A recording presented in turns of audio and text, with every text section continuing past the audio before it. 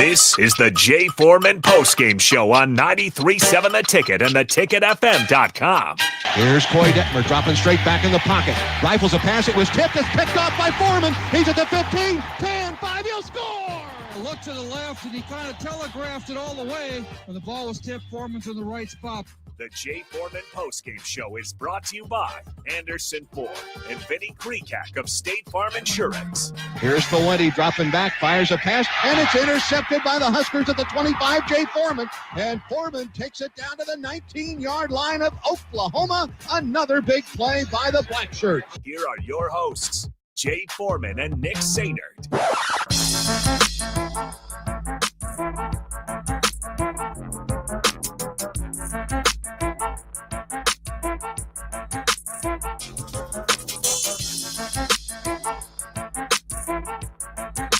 That is right. Welcome in. It is the Jay Foreman Postgame Show here on 93.7 The Ticket, theticketfm.com. Jay making his way over from Memorial Stadium as Nebraska falls 21-17 to the USC Trojans.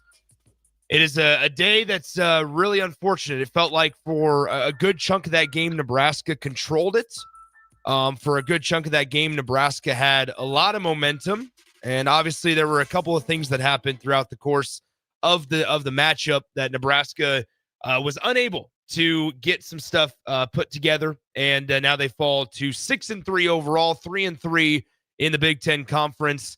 And they will travel to UCLA next Saturday, play in the Rose Bowl. Once again, you can always chime in, 402-464-5685, the Honda of Lincoln hotline. And the Starter Heyman text line are open for you guys. We want to hear all your thoughts. Once again, Jay making his way over from Memorial Stadium. He is en route, and so we'll be here within the next 5 or 10 minutes or so, as long as he beats traffic, walking traffic, that is. A lot of frustrated Husker fans. I'm sure Austin Norman will also join me here in just a few minutes. But like I said, we want to hear all your thoughts. 402-464-5685, the Honda of Lincoln hotline, and the Starter Heyman text line. Let's get to some of the statistics. 21-17, Nebraska falls to the USC Trojans.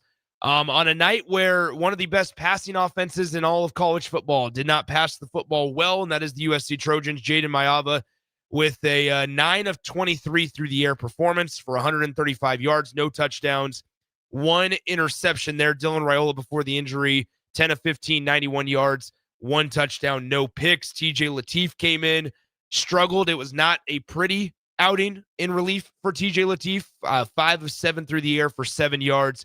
And it really felt like, and I'm excited to talk to Jay about this, it really felt like Nebraska didn't really unleash TJ Lateef. They didn't really believe in him. That's what it felt like towards the end of it, and we'll get to all of that throughout the course of the show. Before we get too far into this thing, I want to thank all of our sponsors for making the postgame show, the Jay Foreman postgame show, possible. Anderson Ford of Lincoln, Vinny Kreekak of State Farm Insurance, and Baumgars. Once again, let's get to the text line right off the bat here. Jay in Colorado, or excuse me, this is Cubsker. Cubsker asks, so Husker Nation, is TJ still better than Dylan? I know you all absolutely love to say that he's better than Dylan. Do we really feel that way now? We have 9032 on the text line saying that Nebraska played well. I feel like this loss is on the refs genuinely. Thomas and Lincoln, they played with precision in their heads. The defense did well. The special teams wasn't there, and that's where we were expecting it to be. To the YouTube stream, here's some thoughts here. We have some that says only lost because Dylan was out. Skurs by 30 if he's still in. It's ridiculous what our luck is. This is an interesting one. Babalu says when you play like a bunch of losers, you lose. And I don't know if I would say Nebraska played like a bunch of losers. I would say that Nebraska had some things happen to them throughout the end and towards the end. There was certainly some questionable use of timeouts there. I'm going to say that right off the bat before Jay gets here. And I'm really, really fascinated to get Jay's thoughts on that, because if Nebraska, I get it. On the 4th and 1, maybe you call a timeout there to think about it. You had to kick a 52-yard field goal as it was. So maybe you call a timeout. But man, you talk all week. You talk all week about not being shy in the moment. And you talk all week, including, I was at the stadium, including the tunnel walk and talking about the blackout and the theme of the night. about not shying away from the moment and having this mindset of We don't care what what we're going to do. We don't care what your thought process is. We're going to line up and we're going to hit you and we're going to smash you in the mouth. And that felt like the perfect time to do it. That felt like the perfect time to truly show, you know what? In this weather, in this atmosphere, we're better than you. Maybe if it was played at USC, we're not. And that's fine. But tonight, that game was 2 blocks away from where I'm sitting right now at the station. And at 4th and 1, your initial gut is to go for it. So you line up. And I don't know if there was miscommunication. I don't know. Obviously, we'll hear from Coach Rule in just a few minutes. But it's hard not to get emotional about this. And I'm not saying crying emotional, but pissed off emotional. Because we sit here and you say it over and over. And it's not just this regime, but you say it over and over that you want to be a physical football team and that you're going to have this mindset of relentless drive, and we're going to punch you in the mouth, and we're going to hit you where it hurts. And by the 3rd and 4th quarter, you're going to feel us that remember, Matt Rule said it, you don't want to play Nebraska. And then in the moment when it's there, it's on the doorstep for you, and you have a chance to really assert yourself in that game before taking the refs out of it, taking anything that is outside of your control out of it. You call a timeout, potentially just to yell at the refs for not calling a personal foul that Turner Corcoran got pushed down on, and then you call a second timeout right after that to kick a field goal that's not in your field goal kicker's range right now. And I sit there, and it's not me at all calling for Matt Rule to be fired or pissed off about the extension. But time and time again, you hear that you want to be a physical football team. And you have a running back in Emmett Johnson that is playing at an all Big Ten caliber level. He is one of the best running backs this year in all of college football. And you line up with Heinrich Haarberg under center to start with. And then you say, no, you know what? We're going to go against our gut. We're going to abandon the whole damn thing. And we're going to go ahead and kick a field goal. There's a difference between taking the points when it's firmly in your kicker's range. And then there's going against what you wanted to do in the first place, going against your gut. And maybe there's a better reason and explanation for it. But at the end of the day, I look at that moment as the turning point. That is the moment when USC looked across the field and said, oh, okay, you're going to attempt a 52-yard field goal because you don't think you can get 3/4 of a yard on us? Okay, cool. And with that being said, let's bring in my starting co-host here before Jay joins us. It's Austin Norman. Austin, I've been kind of going on my soapbox here, especially the moment on the 4th and 1, going against Nebraska's gut. Just kind of give me, Nebraska loses 21-17. By the way, 402-464-5685, the Honda of Lincoln hotline, the Starter Heyman text line. Give us your thoughts. We're here for your venting and therapeutic sessions. Austin, good evening. Hello. Overall thoughts. Can't wait to be benched for Jay Foreman. That's all right. It's going to be entertaining, certainly. Obviously, Nebraska had plenty of chances in the 4th quarter, right? It came down to the 4th quarter. The game was tied at 14, 15 minutes to win it. Plain and simple, Nebraska didn't. But to me, this game was decided in the 3rd quarter. Obviously, with what you're talking about there on the 4th and 1. I echo those sentiments. I even tweeted this out. I think at the time it was 22 carries for 111 yards between Emmett Johnson and TJ Lateef at that point. You have a mobile quarterback in the game. You can threaten quarterback run for the first time pretty much all season. You tried the stupid Heinrich Haarberg trick play, which I have never been behind. I don't like it. I don't get it. I love the decision to roll with TJ Lateef and not panic and put Heinrich Haarberg at quarterback. Absolutely. Anyways, that's a different subject for a different time. The 3rd quarter is where this game was won and lost because Nebraska's defense held in there as long as it could. Nebraska got the ball to start the 3rd quarter, essentially double dipping. Sure, USC makes the drive toward the end of the half, but Nebraska escapes, still leading 14-6. Huge. You get the ball to start the 3rd quarter. Okay, you go 3 and out. You're unable to capitalize on USC kicking the ball out of bounds, but it's like you got a first down. You punt it back. Then Andrew Marshall makes one heck of a play. Yeah. Completely baits Mayava into an interception. Mayava played horrible. Not good. Even on the 9 completions that he had, and I'm not saying that Nebraska should have won the game because Mayava, obviously they did enough to win the game, right? Kudos to USC here. But Mayava, it looked nothing like the statistical quarterback that we knew he was coming in to what he's done to every other defense that they've played against. Right. So you bait him into the mistake that you'd been waiting for all night, and you can't capitalize. Because why? One bad decision in the pocket from Dylan Raiola. Yeah. I appreciate him trying to extend the play, maybe tried to do too much. Tuck it. You know the world is crashing down on you right now. Tuck it, live to fight another play. Instead, it's a turnover. But here's the thing. The defense stands up. They force a punt, and they can't capitalize on it again. I think Nebraska's offense did not cover for the defense, did not at all take over any of the slack that the defense gave it. Nebraska asked its defense in that third quarter to make a play one too many times. And for the most part, Nebraska answered the bell until USC said, oh, yeah, we can still run the ball 15-15. The 29-yard completion on 3rd and 6, I think it was, into back-to-back runs by Jaden Sorsby is really what it looked like there at the end. Nebraska's offense had an opportunity in the third quarter to make that a 2-possession game. First and foremost, with the one that you're talking about, there are 3 other chances it felt like Nebraska's offense had just in that third quarter to help its defense out. It did not do it. And that, to me, ended up being the story of the game. Once again, Nebraska loses 21-17 to the USC Trojans. 402-464-5685, the Honda of Lincoln hotline, and the Starter Heyman text line. We will field your phone calls for as long as you want to talk about it. 402-464-5685. With that being said, let's go ahead and bring in the man, the myth, and the legend, Jay Foreman. Jay, overall thoughts on this one, my friend? I mean, I think it's obviously a missed opportunity. Disappointing. There was plenty of way. It's just one of those things that you just let it slip through your hands. I think you firmly had control of the game, even though it wasn't pretty in the first half. Obviously, you come out the first drive, we score, and then kind of you're in a street fight, and but you have control of the game, especially coming out in the second half, getting the ball. You feel like, you get what I'm saying? Yeah. Oh, like, I try. Yeah, absolutely. You feel like, okay, this is an opportunity to really, get it going and really separate yourself. And you didn't take advantage of that opportunity. And you had to expect the USC was going to get something going, and they were able to really lean on their conventional run game. And I'll just say, they're in baseball terms, since it's the World Series, I'll say their fastball eventually start getting going with it for them. That's their conventional run game.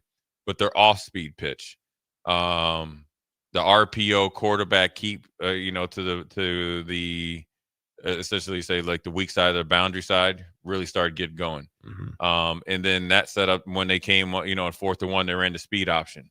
If you go back and remember last year, under pressure, Lincoln Riley ran the same play. To their sideline, speed optional, a la Coach Osborne. He ran it. And then what really was, kind of their counter punch that actually ended up being their power punch is they started to take some shots. So they felt like, even though it's weird because they were able to run the ball, obviously tonight, right? Conventional run game or, counter and all that. But really to loosen up the defense, in the third and fourth quarter, they started to take some shots. And obviously they got, a pass interference call, a couple of them. And then they hit a couple big explosive pass plays. And here's what's also, when you think about Lincoln Riley as a coach, which was interesting when you really, I went back and kind of watched how he called games for the games this year when they played really good competition, or good, viable competition. Over his career, and this is not 100% true, when the game is tighter, he gets more aggressive. Yeah. You get what I'm saying? Oh, taking shots. The flea flicker is the perfect example. Right, but there are very few coaches that would say, let's go ahead and dial that up when we need it most. Right, and it's probably they probably know, but really when you think about when you're really trying to defend a high-powered offense, that's for the most part, let's be honest, the defense kept him in check. I mean, it's hard to say that considering. I got to push back. Okay, the first half. Because there were no adjustments to the running game. Yes, that's why. That's why I dialed it back. I know. I know. Yeah. So chill out now. I mean, dang, I wasn't out there. I know. Maybe that's the problem. Hey, hey. You missed me yelling before you came in. Oh, I could hear you, but that, in the first half, I felt like they had decently control of the game. Period. I would absolutely agree. It was the first time all season long where USC hadn't scored a touchdown. Drive, it just drastically changed. It's like almost like USC planned, like, okay, if they don't put the dagger in our heart, right? If they don't put the dagger in our heart, we're going for it. You get what I'm saying? And so they were able to make more plays. Now, obviously, Dylan being hurt and obviously everybody be, that had a big effect in the game. I felt, TJ Lateef handled himself, really, really well. True freshman coming in and being in that type of stage, definitely has got a lot of things that he can, continue to grow from. But overall, I just think it's a big missed opportunity against a very gettable team and gettable game. Let's field some phone calls. Let's go to the Honda of Lincoln hotline. We've got Brady on the line. Brady, what's on your mind this evening? Hey, guys. Good evening. I think that we did a lot of really good things today. Running the ball, Emmett, back-to-back weeks, performing the way that he did. That's really all we can ask out of him. Losing Dylan down the stretch there is unfortunate. You'd think that if he's there at the end of the game, we're able to battle that out. I know the field goal hurts, but the main thing that really irks me is the clock management down the stretch, how you burn those 2 timeouts early, and then maybe if you have those later, you have another possession there late down the stretch, and you give Lateef another shot. So I think that type of clock management may contribute, to a lot of those ranked losses and that continuing streak, and it just continues to mount up. So I know there's going to be a lot of frustrated fans and callers tonight, but hopefully we can make a quick turnaround next week. Thanks, guys. Thanks, Brady. Nebraska will play. Jay, you ready for this? Have you seen the time for the UCLA game next week? Let me guess. So 11 o'clock a.m. No. Opposite. At night? 8 p.m. Central Time kickoff next week. Yep. Are you serious? We'll be here. We're doing what? We'll be at the post. We'll be doing the post game. Negative, Ghost Rider. That pattern is full. We'll be an hour and a half later than we are right now. Your request for a flyby has been denied. That's what you signed up for it. 8 p.m. Central Time. 8 p.m. Central Time kickoff. There might go my name in reverse. In reverse. 8 p.m. Central Time kickoff. Zoinks, Batman. On Fox. So hold on. That means the game's going to get over at probably 11:15, 11:30. Well, an hour and a half after, because this one started at 6:30. National televised. 1 o'clock at night? Well, in the morning, not night anymore. We're in the morning at that point. But yes, 8 p.m. There you go. No, I guess there's so many areas that we can start here, Jay. Let's just start. Just knock one out. Let's get to some of the texts and just stop me. This is about TJ Lateef. I agree. They either didn't have him ready to play or don't trust him, but they didn't even give Lateef a chance. It really felt like, Jay, how much should we blame Nebraska's lack of ability to move the ball offensively once TJ Lateef got in on just it being TJ Lateef? Do you see what I'm asking? Because it felt like they real conservative. I think they condensed the playbook, and USC knew it, so it actually it gave them kind of direct confidence. You know what I'm saying? Because once they kind of it played themselves that you're gonna go to your conventional run game, off schedule, quarterback keeper, quarterback take it, and it wasn't like called. And go to a very short, conservative pass game, really played into their hands, which allowed them to be even more aggressive offensively. Because once they felt like they got the lead, the reason why I feel this way is because normally you might, I don't know if they would have went for it on that fourth down and ensure their punter had a really good punt and pin them down. I think we're at the 5 or whatever. Lincoln Riley's been known to go for that.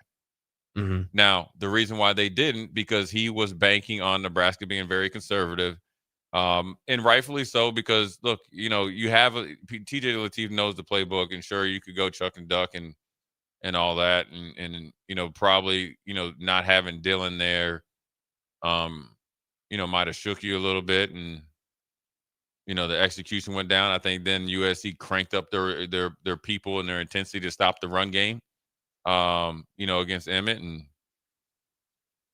It's tough. I mean, because when they go back and look at this game from a physicality standpoint, and I would probably just stay on the offensive line side. They felt like they did some work and probably left some things out there on the outside, right?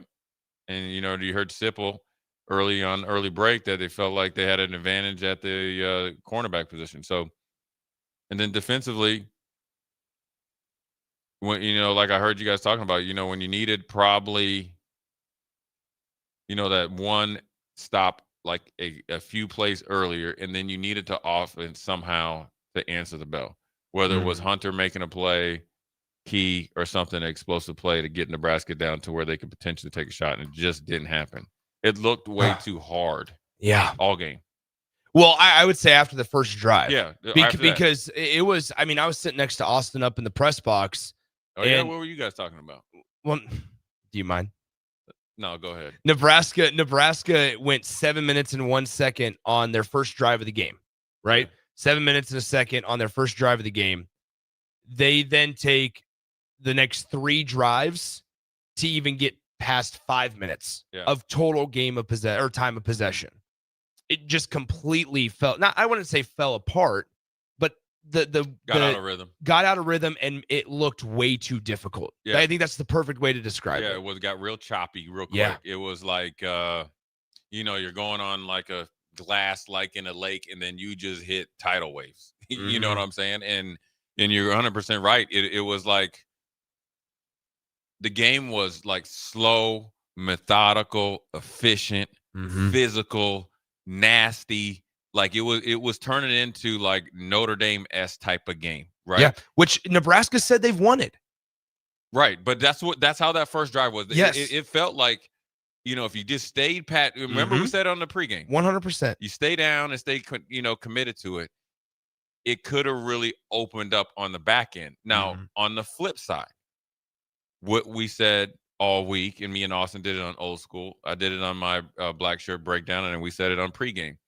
Lincoln Riley this year, even with the third team backup walk-on running back, has stayed more committed to the conventional power run game than I've ever seen before.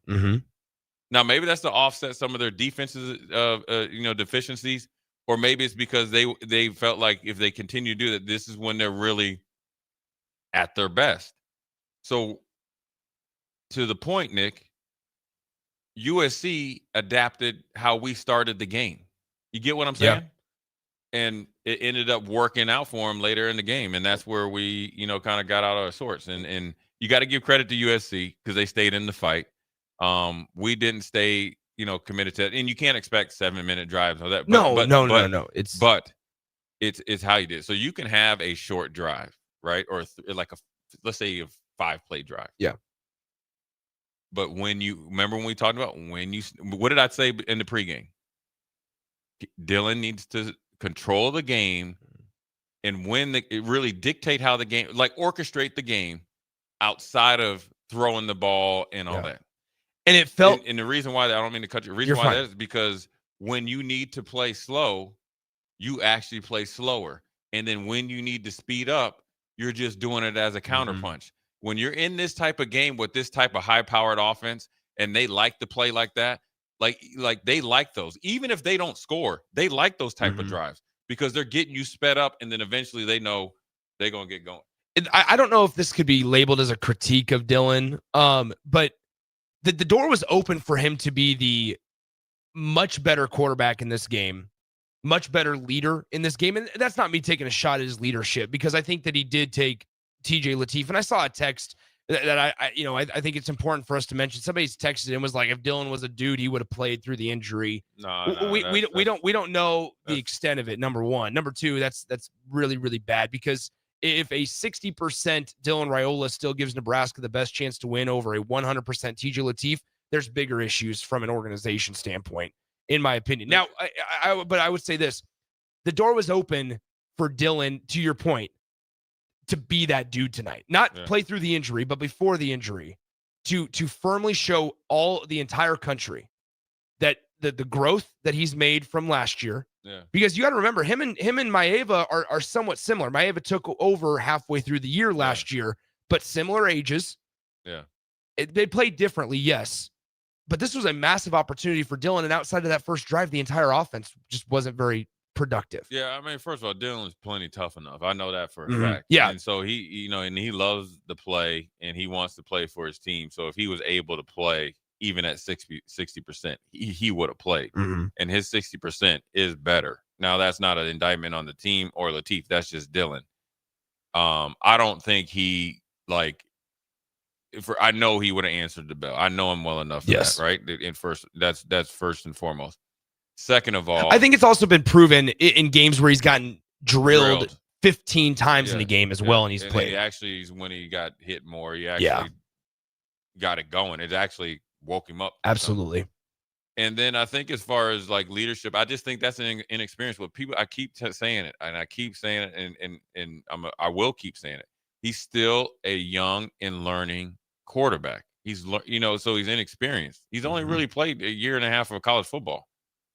I mean, sure, there's things that I'm talking about at my age in my experience is what he's going to be talking about at some point in time. And I'm thinking, and the only reason I'm saying this is the dynamic. Reason what I said earlier in the A1 Automotive pregame show is during our segment is because in these type of games, it's styles make fights. USC has shown you, okay, that they don't like a grimy type of game. And Notre Dame showed you that. Illinois has showed you that. At times, Michigan State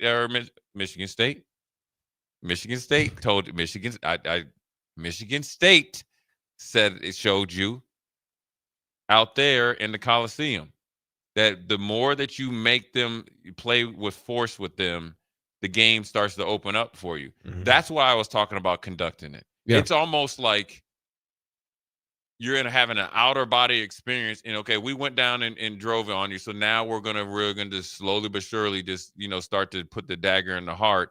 And then right when you're expecting that, we're going to come something, efficient and fast on you. And then we're going to get right back to that. And so you're actually playing, a little bit of cat and mouse from it. So, and I don't think it really got out of hand. I just felt like after that first drive, the execution went down and the speed, the efficiency went down. You know what I'm saying? The separation went down. And, that's probably a learning experience for the team and obviously all the players. And yes, Emmett was able to, really, he had 15 carries in the first half, 76 yards. So he kind of kept you in the fight and you had a lead going into halftime. But the effectiveness as far as what they were able to do after that first drive probably needed to get cranked up a little bit. Once again, 402-464-5685, the Honda of Lincoln hotline and the Starter Heyman text line open for you guys. We will field your calls. We'll field your texts. All right, let's get to some of these texts here. Let's just run through some of them. Soresco Joe says, you don't want to know what the sad part is? USC didn't even play that well. 0721 said quarterback runs have killed Nebraska all year. Captain Obvious said this. I said this a few weeks ago, and unfortunately I was right. If Donovan cares about Dylan's health at all, he should have left already. His inability to coach and progress offensive linemen just got his nephew hurt. I will say this.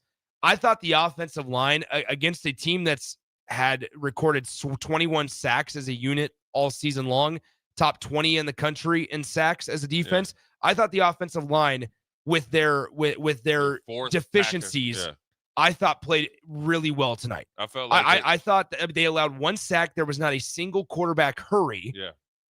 And it was just, I think that Dylan's injury, that wasn't at the fault of anybody. No. There's a lot of people that are saying Dylan should have gotten rid of the football. There's a lot of people that are saying that. I just think that was a football play. And I do not put Nebraska's loss tonight or any of their issues really on the offensive line. I thought the offensive line opened up and blocked really well for Emmett. How could you say no? Yeah, I think at some point in time, you can't keep going back with the easy reason or excuse. Yeah. And look at it realistically. Okay, the offensive line did pretty well last week, right? They had a really bad game against Minnesota, right? I mean, you can't say they didn't. No, yeah, it's right? bad. Now, I don't think all those sacks were on the offensive line, but they took it on the chin, answered the bell last week, answered the bell again this week. So at some point in time, you got, as much as people want to say come in here and fire the coach or a coach at a certain position, you got to take it on the chin yourself and say, you know what, the offensive line opened up the running game enough for Emmett to have. I'm just going to pull it right. So before Dylan was 10 of 15 for 91 yards passing, and really didn't get touched. Obviously the one sack, right? And you could say whatever, okay, you say you held on it too much, well then get open, right? Or if not, you just that's the other side of this as a conversation as well. Yeah. Everybody wants to point the finger and instead of looking at it. Okay, then Emmett ran it 30 times, essentially 165. All right. So I mean, only one of Emmett's runs tonight was for a loss of yards. Right. There it was -1 too. It was on a -1. It was on a block that it was Rocco, I believe, whiffed. Yeah. Up the middle. It was a direct access play, and they were able to, do the, they just made a football play. Yeah. And, look, it's when you look at USC, they had one sack. They had a few tackles for losses, but those were on kind of like those jailbreak screens. The one for Ja'Cory Barney, the one other tackle for losses where they had a mishandle snap, threw it to Emmett on like kind of a flare screen pass. So that was discombobulated. So it had nothing to do with the offensive line. And so that's not the reason. So you got to move past that, right? And start to look at what we could have done. And I just felt like after that first drive, and sometimes it's like, dang, we just walked the ball down the field, right? You got to get to the point where you continue to put together good drives. I said this on Old School, and we don't get to do much radio together. I would have said the same thing if I was on the drive with you and AD. Is like it's playing this game of football. The most important thing is winning, and sometimes you have to win in these big games. And I've been a part of them. Obviously, that's great. Is okay. You're up 7-3, or you're up after the first drive, and in the next two drives, if you're putting together first downs, you're moving in a positive fashion, right? Here's why: because you're controlling the clock, you're resetting the field. You're giving your defense, who had been playing good in the first half, more chances. You're setting the tone, and you're laying body blows to the second half. But on the flip side, USC was able to do that, and they don't really throw huge like Mike Tyson body blows. They'll just hit you with pot jabs early in the second half. Go into halftime, come out, make some adjustments, see if you're gonna they put their guard down in right off the get-go. And they're like, oh, we withstood their knockout blow. They were waiting for another one. That's how these games go. And then they were able to adjust, and then obviously pull away late. It's like punch, counter punch, and Nebraska just didn't punch back. Right. And they had their guard down for the counter punch. It might not have been the knockout, but it would have put them in the standing 8 count. And then they would have been wobbly, and you could have finished them off in the third quarter. Was there a moment in this game? I think the third quarter is the low-hanging fruit. Was there a moment in this game where you feel like it turned? Because I don't think it's the Dylan injury. And if you believe it is, then that's fine. It was. I do remember. I remember watching it. It was a third down where we needed to get it. It was about a 3rd and 6, and we weren't close. And I forget what it was. And it was like, because it was a huge turning point in the game. And that was the analogy part to what I'm saying. USC was on the ropes. Yeah. USC was on the ropes. It was like 3rd and, mid. Yeah, I'm trying to find it here for you. And we didn't get it. And then that kind of energized them. And then I think a couple plays again, couple plays after that, they hit a big one up their sideline, up their sideline on a, I guess a go route. And then they were kind of off to the races in their mind. And so they were able to, you go into halftime 14-6, USC is able to, score in the third quarter, right? We talk about that middle 8, right? I always say it's about 12. That middle 8, they win it, right? Their 2 field goals was part of them just, keeping their, keeping their, I wouldn't say respectable, but keeping their chances alive. Yeah. And then they come out and tie the game up in the third quarter. Boom. They won more after that. So they outscore you 15-3 in the second half. Now, granted, obviously it is aided by Dillon being injured, but they were able to lean on that run game in the situational quarterback run game, in the situational quarterback, RPO game. Down in the red zone, they kept you off balance because it was all set up by the conventional run game, and they continued to stay with it even when Nebraska early in the game was really doing a good job against it. Yeah. Which the lazy opinion will tell you that USC and Lincoln Riley offenses don't want to run the ball, right? Yeah. And that just proved that is not correct tonight. With a fourth string walk on. Well, he was the third string walk on. I thought it was four. He was originally four. Okay. Played himself to third. Yes. The guy behind him is a 5-star. Can't get on the field, number 21. So you got to give him credit. It's real. I mean, it's really frustrating. I think, I don't know, Jay. Like, there's a lot of people that are saying, here we go again. This one, I don't know how to explain it. It feels a little different. It feels more of a. I can't believe I'm saying this. It feels like more of a gut punch, just because when you put into and take into account the loss 2 weeks ago. I know you're not supposed to. You talk about it all the time. Look at it as individual chapters. But man, like I look at that fourth down play, and I know I went on my soapbox earlier in the game about it. But like that is what you've been preaching, and that was the same thing that killed you over the course of 4 quarters. Yeah. 2 weeks ago against Minnesota. And now you have a chance just a couple of weeks later. The initial gut, and I don't know what, I obviously haven't heard what Matt Rule said about it yet in the postgame. We can when we come back. But like the initial gut was to go for it. And they lined up Heinrich Harburg under center. We've seen that play before this year where they bring in three guys to line up behind Heinrich, and they just kind of push him. Yeah, tush push with three tight ends essentially. That you can't tell me that your gut in that moment was not to go for it. And then you call a timeout after you already misused one timeout. Come out in a game where Kananen's been on the sideline, and should he have hit it? Sure, right? Like, should he have been able to hit a 52-yard field goal? Sure. But you talk all week, and you talk these last 2 weeks especially, about the type of football team you want to be. Yeah. And in that moment, when you have a chance to prove it, and you say it, that the counter punch, you decline the opportunity. Yeah.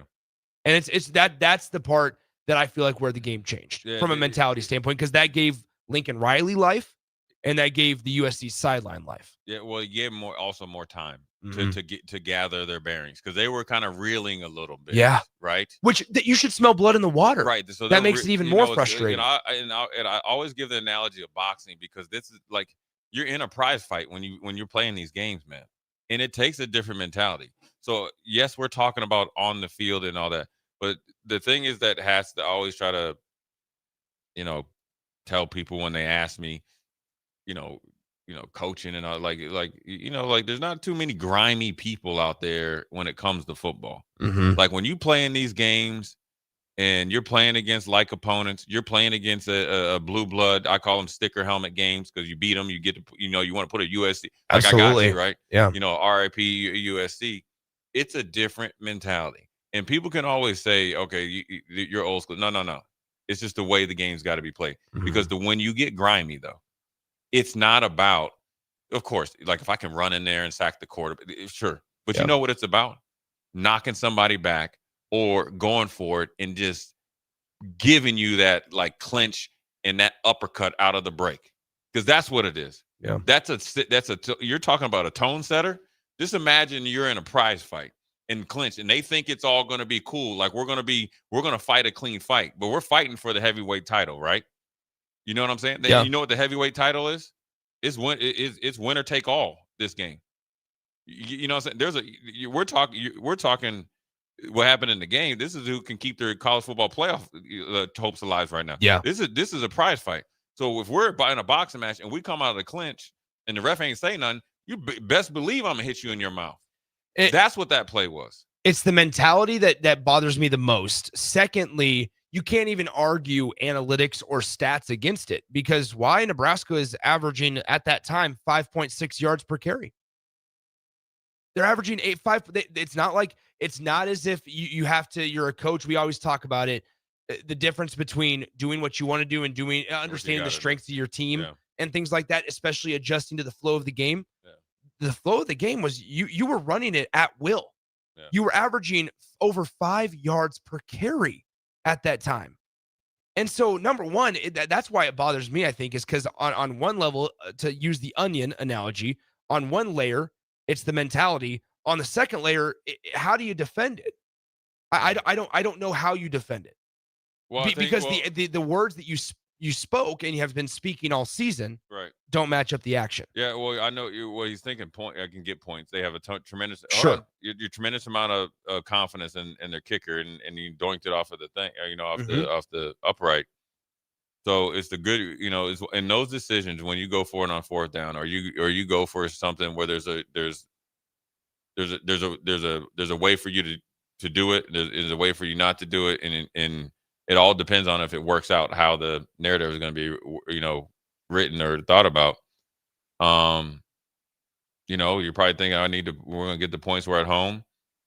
You didn't make it. And then USC is, right back in business. And so that's what really allowed them to be more aggressive, because they still were in striking range. And so, I really, that was a huge momentum swing mentality wise, but I still felt like Nebraska could and did recover.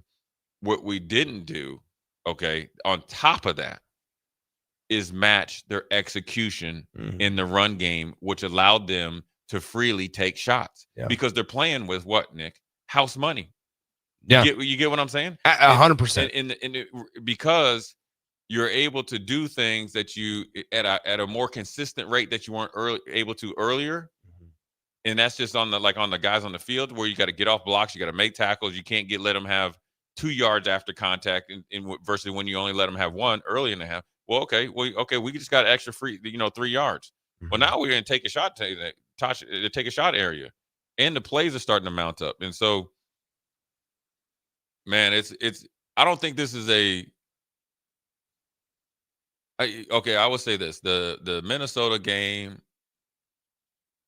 hurt more because I was extremely controllable, like how you show up to the game.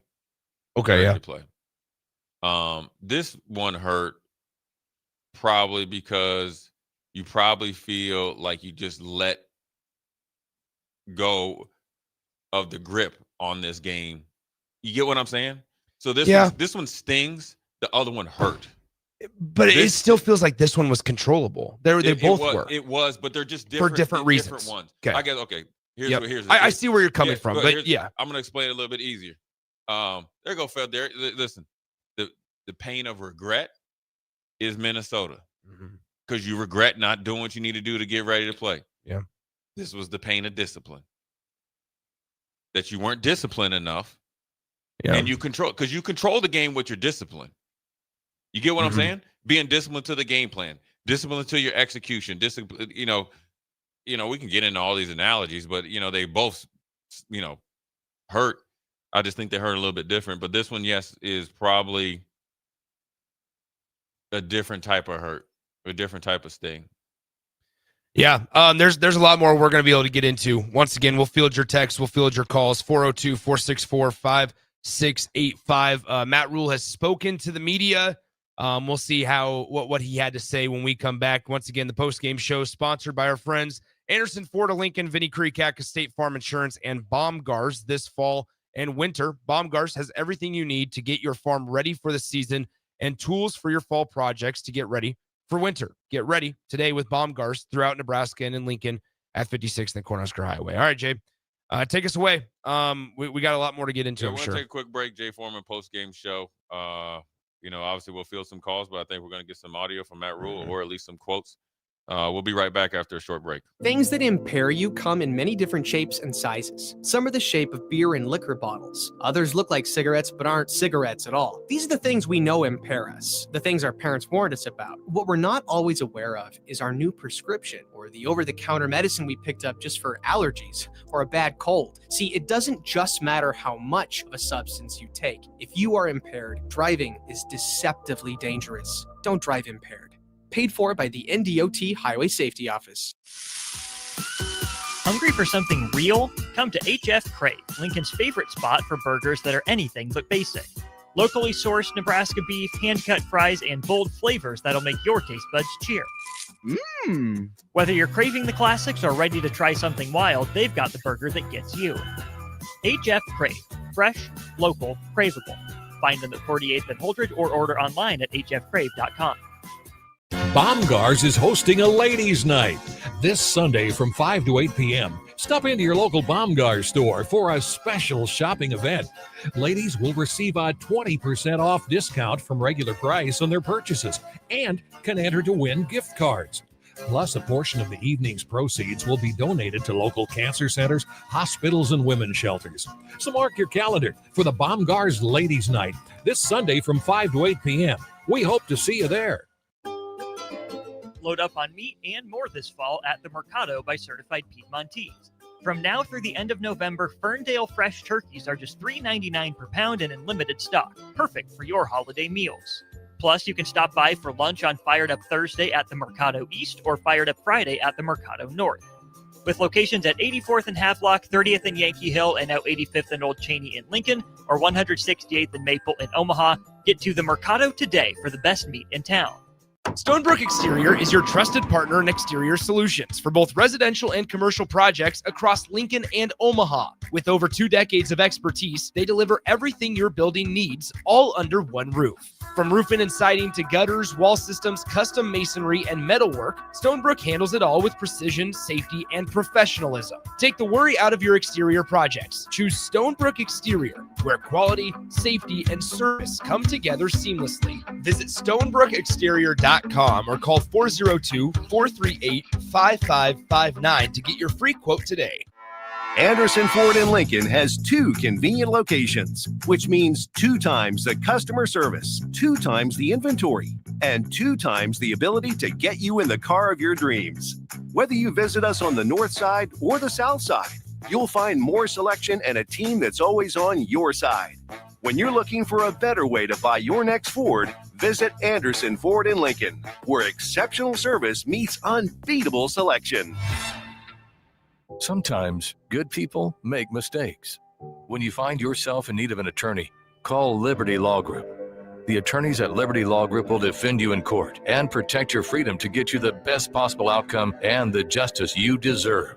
Trust your freedom to Liberty Law Group, the best criminal attorneys in Nebraska and Iowa. Call them today at 877-404-5238. That's 877-404-5238. Or check them out online at libertylawgroup.com. Okay, friends, if you haven't seen the new TV and audio experiences at Schaefer's, you are seriously missing out. They just got a glow up, and it's a whole vibe. We're talking custom frame TVs, invisible speakers, and plenty of giant TV options. And there may or may not be cold brew on tap in the kegerator. Whether you're designing a man cave, a lady lounge, or just a really good movie night, this is a great place to start. Come check out the new showrooms only at Schaefer's, local, trusted, and cooler than ever. Hey there, this is Paul Scheel, owner of High Electric. I want to thank our friends and loyal customers and introduce High Electric to those looking for a new electrician. We've been serving the Lincoln and Omaha area for over 30 years, from design to install, upgrades, and repair. If you are a homeowner or a small business needing some electrical work, call us at 402-466-6606 or check us out at hyelectric.com. We look forward to hearing from you. Back to the Jay Foreman Postgame Show on 93.7 The Ticket and theticketfm.com. Powered by Baumgars, Anderson Ford, and Vinny Krikak of State Farm Insurance. Here are your hosts, Jay Foreman and Nick Sainer. Well, we're back, Jay Foreman Postgame Show. Obviously, Nebraska falls to USC, unfortunately. Lots to go over, lots to be waiting for. Obviously, everybody's going to be asking about Dylan, but then more importantly, we want to hear what Matt Rule had to say after the game. Yeah, let's get to some thoughts. Update on the World Series Game 7, by the way. They're going to extra innings. Imagine that. You think they're going to go 18 innings until 2 o'clock? I hope not. Actually, they'd probably give us a chance to watch it. So if they want to go 18 innings, they can. Is there a certain angle you want to start with here, Jay? Do you want to talk defense, Dylan Raiola, Latif, quarterback situation? Is there something specific you want? He did not. It does not appear that he touched on the decision to kick the field goal on 4th down. So I guess the easy thing. I guess we could. I mean, I already kind of know what the Latif thing is. He probably, Here, let's do this one. Did Nebraska leave meat on the bone in the first quarter? Here's what Matt Rule had to say about that. Again, like I said, Mitch, I just know it's going to be a battle. I mean, they played Notre Dame to the very end. They played it. All along I told the guys, we're going to play back and forth. It's going to come down to the end, and you're going to have a chance to win the game. Man, we had a chance to win the game. Now, could it have been better? Should it have been better? Absolutely. But we kind of knew that's what it would be like. It's a big time football game. They're in the position they're in as a result of what they've done. I thought the crowd was amazing. The energy was amazing. The atmosphere was electric. I thought it was special. I thought our guys had some. You lose your quarterback, your left tackle. You have a couple tough breaks go against you, and you continue to battle. That's why I love these guys. So I think that's why we're probably, the loss is hard to take, but it is what it is. But yeah, I mean, I thought we had a good plan to run the football and pop some runs early that helped us. Again, like I said, Mitch, So there you go. There's the end of it there. I mean, yeah, they did. We even saw some of the in the first half quarterback run element. Dylan kept it once in the first half in their second drive of the quarter for 5 yards, and they ended up having to punt on a 3rd and 8. He ran it for 5 yards on a design run. Yeah. So it was probably some meat on the bone considering that the way you started the game, but that's generally your script, as far as offensively where you go. I mean, but then once you get out of your, Bill Walsh was known for the first 15 plays being scripted. I would say there's more meat left on the bone in the second quarter. Oh yeah. That's more than the first. So then that's after that. There was opportunities there, and where Nebraska needs to take a big step in all 3 phases, but in particular the 2 big phases, offense and defense, is after you have success, and sure, the games are going to, because a team like USC, doesn't matter if you get up by 10 or 14, they're going to come back, right? Because they're going to, they're going to fight, they're going to fight to the end. They're going to try to, get back in the game. Is the drastic drop off in simple execution after a good first quarter. You get what I'm saying? Yes. And like I said, it could be that you put together a pretty dang good drive, but you get a 50-50 or a subjective offsides call, an offensive interference call, and you're behind the chains, and then you punt and pin them down there. But you ate up 4 or 5 minutes off the clock versus 3 drives under 6 minutes total. You get what I'm saying? Yeah. That's where they really need. It's that middle meat part. And I guess you could call it substance. You can call it the middle 8. That lull of the game is where they need to probably be able to expand their execution and efficiency. It's interesting, it is almost like I was watching a Nebraska sequence on a USC drive. It was the drive for the Trojans that they got their first points on, I should say, where they got it into the red zone. It was end of the first quarter. They still had the ball, and then they started the second quarter with it, got a field goal. And the reason I say that is because it felt so much like a Nebraska drive, and it felt like USC should have scored 6 points on this drive. But they didn't. But they didn't. But it's funny. You see the way it started. King Miller, 5 yards. King Miller, 16 yards. King Miller, 15, 13 yards on consecutive plays.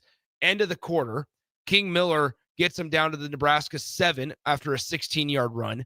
They have 1st and goal from the 7-yard line. And what does USC do? 3 pass plays in a row. Yeah. And it felt so Nebraska-esque. And I remember sitting up there going, man, thinking to myself, they just left the door wide open for Nebraska. You just got 5 first downs on 5 consecutive plays running the football, and you get into the smallest part of the area, and you abandon the run completely. Right. I thought, man, what are you doing? That is the worst thing you could do. Yeah, and they didn't even go to, which was really, really odd because they hadn't shown the ability to go to the run even when they had other chances in the red zone. And then they went to the RPO quarterback run action, and it worked like a charm. And so really when you talk about meat on the bone, it's not just offensively, it's defensively because USC didn't take advantage of that really good drive. But That's the part of the lull part that I'm talking about. And that's how learning. So I feel safe in saying Matt Rule has taught or kind of got the losing ways out of it. Not all of it, obviously, but all the big stuff, right? And so now they know how to win games. Now learning how to win big games is a big step because these games are generally won and lost in the whether you make or miss a field goal, or whether you take advantage of USC going 3 straight passes in the first time that they score 3 points, or is it fair to say it's more so than just win the turnover battle, have fewer penalties? Yeah, it's more complex. It's more complex when you're playing a like opponent and you're trying to win these big games. Doesn't matter if you're home or away. Yeah, and that's what it came down to. Once again, want to thank our friends Anderson Ford of Lincoln. Experience better with upfront market-based pricing at Anderson Auto Group of Lincoln, 27th and I-80 and 33rd and Yankee Hill. Jay, I guess let's stick with the defense real quick. That's obviously your side of the ball. There's a lot of things that the defense did well, I suppose. It was the lack of adjustments. We were talking during the break a little bit. But it was frustrating in that area.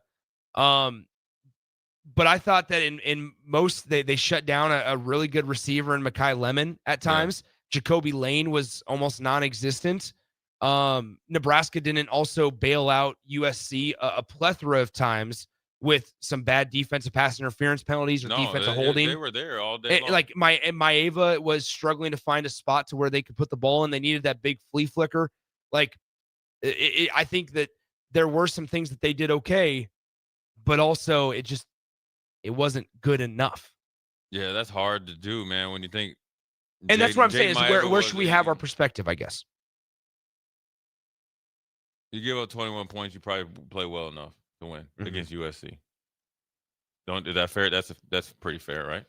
I would say so. We both agreed that 30 would be a magic number today. I mean, you think he goes 9 of 23 for 135.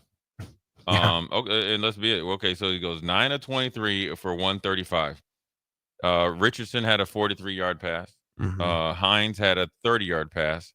Lane and Lemon, had 13 and 16 respectively. So that's let's say 30, 60, 103 yards of the 135 yards of receptions on four of the 9 completions. So essentially, and there was only really 2 explosive plays in the pass game. So I mean, I think they were able. I think they answered the bell. I mean, obviously USC is, they're going to hit some. They got really good. They got NFL guys over there. And again, you just didn't take advantage of that type of stopping their explosiveness. Now, maybe that made you a little bit lax against the run, but I would have liked to seen the first and second level take it upon themselves to handle the run game. Yeah, conventional run game, quarterback run game. I need my safety insert. Also, the same scheme that killed you last year in the game against USC. Yeah. But I would have liked to seen that. I think there was a pathway to it. Now, do I think King Miller is better than a third string walk on? Sure, and he's proven that. But I would have liked our chances against him in the conventional run game when you take it upon yourself. But then that allowed Jaden Maeva to get off with 11 carries for 62 yards, and obviously some timely quarterback runs and quarterback keepers, which was probably the bigger backbreaker. Than King Miller, considering when it was and when they went to it. That was their death blow. He was their death blow. He was their closer. Yeah, that was it. I mean, when you think about it, the 2 back-to-back RPO plays down in the south end, right? Yes, and then the speed options. Yeah, down on. I'm trying to get it all together. South end when he scored down there, right? Then in the north, right? What did he do? He went to that. Then also when they went on the 4th and 1 speed option to our bench, I think the old school Nebraska. That's right. Old school option play. Yeah. Who's handling the ball? Maeva. So it's so interesting because it feels like all game long, it felt like USC, and this is maybe where I'd be interested to hear from John Butler on Tuesday, in all honesty, after they have a chance to go back and look at this. We're getting a lot of the scheme comments again about the 3-3-5, 4-3. They need to do this, they need to do that. And I know we have our own thoughts on it. It felt like from, though, a philosophy standpoint, USC, and this is when you have playmakers, and we can actually carry this into the Nebraska side of things when we come back to start the 11 p.m. hour. Jay and I will be here through 11:30 p.m. is that Nebraska can do a lot of things differently. It's not always just a 3-3-5, right? But then USC, with their playmakers on the perimeter, were able to say, Nebraska, we dare you to stack the box because that's the only way that we feel like you can stop our conventional run game. And the minute you do that, we feel like we have better guys that can win one-on-one on the perimeter. Yeah. And Nebraska didn't know, do we want to stack it? Yeah. Or do we want to play zone? What do we want to do here? You had to do a little bit of both. I felt they held up pretty decently in the back end, and obviously, you got a couple pass interference calls there, so I guess you can kind of count those as positive plays. Those are subjective. Sure. Those are subjective. The one on Singleton in the end zone was kinda tough. That was a tough call. Yeah. And then I'll even say the one along USC's sideline was tough because it was delayed. It was, in my opinion, it was thrown after the result happened. Yeah. So because of the result. Because of the result. If he catches it, it's not being thrown. Right. Yep. Exactly. Which is odd to me. But Garbage. whatever. Yeah. And it's fine. it, so, but you got to expect that to happen in the game. And sometimes Nebraska's the beneficiary of it. Yeah. And so I think really when it comes down to the run defense, conventional run defense, and because I'm going to separate it in two things: the quarterback run game and the run defense, and the regular conventional run, right? Because I think the most concerning thing right now is the conventional run, because that sets up the quarterback run game. Oddly enough, for you people out there, I'm just letting you know, if you don't have Cam Newton in there and you just think you're going to do one quarterback, one power, quarterback power, and that's not going to happen. The quarterback run game in this game was set up by the conventional run game, and it was working like a charm because you talked about it on their first scoring drive. He went 5 yards, 6 yards, 13, 15, 16. Yeah. Something else. Okay. Yeah. That set up what I talked about for the death blow. So now let's get to the 3 and 4 man front real quick. I don't think there's a big deal. I just think you just have to get off. You have to practice at a rate of getting off blocks. You got to own and stay in your gap, which allows the second level to do what they need to do. When you're playing against a coach that is fine he comes in there. It's a funny thing about Lincoln Riley, boy. He's an introvert, and everybody just think he's soft. Yeah, I'm soft, and he's an all shucks type of guy. And I know I banged him up for his dry brisket. All right, but he's okay, my dry brisket, but I got the real good one in the back. And his really good brisket is like, I'm going to try to run it down your face, and I'm going to run the first play of the game. They hadn't run toss in a long time. Why were they trying to run toss? They were trying to see if you were going to set the edge, condense the formation, and really own it. Now, we did. Then they tried to come back with a regular, you call it take or plunge. That's like inside, outside run. All right, we're going to see where they're at. Then what they do? Counter. Off tackle, kind of where G pull. Off tackle, inside, outside run. And then they went inside, outside run, cut back. And then what did that do? Set up the RPO game. So I think the biggest thing we need to probably do is just maybe get a little bit better at getting off blocks, and then obviously knowing how you're getting attacked. I mean, because you can say, I know they've played 4-man front at times.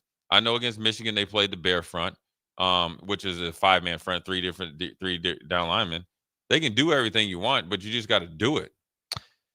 Yeah, that's the other part of it, is they just don't have a guy right now, or multiple guys that can get any sort of pressure, get off blocks. Williams Nwaneri he made a really, we saw the maturation of Williams today, where early in the season, he's probably on that play where he doesn't get blocked off the edge. He's probably going towards upfield more, where this time just put his head down, go right to him. Yeah. Like, we saw the maturation of the tackle there. And that's something that can kind of get lost. I think, we talked about it. USC was kind of waiting to see, okay, is Nebraska do you want to load the box and we can beat you one-on-one on the perimeter? I think an area Nebraska felt like maybe they had an advantage today when Nebraska was on offense was between the numbers and the sideline. We saw them try to exploit that, especially early in the game. They got some quick the ball out of Dylan's hands quick to Isaiah Hunter won the key, and then ultimately when TJ Lateef got into the game, they started really they just kind of manned you up, and then they said we're gonna bring the pressure to TJ, and we just don't think you can beat us one-on-one on the perimeter. I was really disappointed tonight by Nebraska's receivers not being able to get open. There were moments that they did get open too. Yeah. I don't know if it's a play call thing. Yeah. We see a lot of teams against Nebraska when Nebraska does that defensively. We saw it Minnesota. Rub routes, drags, underneath crossers, whatever it might be. And it just felt like, going back to what you said at the start of the show, it just felt so hard for Nebraska to generate any movement. Yeah, I think what you're saying is that when we need to get back on track, we didn't go to our get back on track set or plays or players. Or like players, you always talk about it, players over plays. Yeah, and that's what you. I mean, like Ja'Cory was non-existent again tonight. Yeah. Isaiah was. They tried a couple of times to do the tunnel screen or mid, whatever you want to call it, mid screen. I don't know what the perfect terminology is there. And give credit to USC because the play that Isaiah and Nebraska have had so much success on, they stopped it both times. Yeah, and they got enough athletes to be able to recover. And really why it's more players than plays in this day and age of college football, and more importantly, in these big games, is because this game is the way that they've changed the rules and a lot more aggressive plays because you can't hit people that hard and all that stuff. It's really situational football all game long, pretty much. Very, you know what I'm saying? Yeah. And so when I say it's situational football, I always go to players, not plays.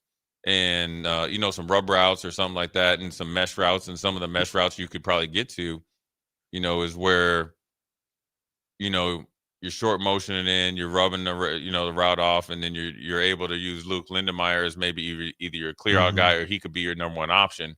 But when you come back to that in the third quarter with the check down with Emmett coming off of it, and it's all a mesh and on time and on target, you're hitting the crosser, you're hitting the check down. That's exactly what USC did. So here's an example. So USC set everything up going outside. When they drove it down towards the north end, when Jaden took it in for that last touchdown, it was set up by the throw to the tight end off the same action they've been running. For the first 2 or 3 quarters. And we saw that, but before we continue that, let's pause 10 seconds for station identification. This is Lincoln's home for sports talk on the FM dial. Also online at theticketfm.com. On the internet, KNTK FM Firth, 93.7 The Ticket.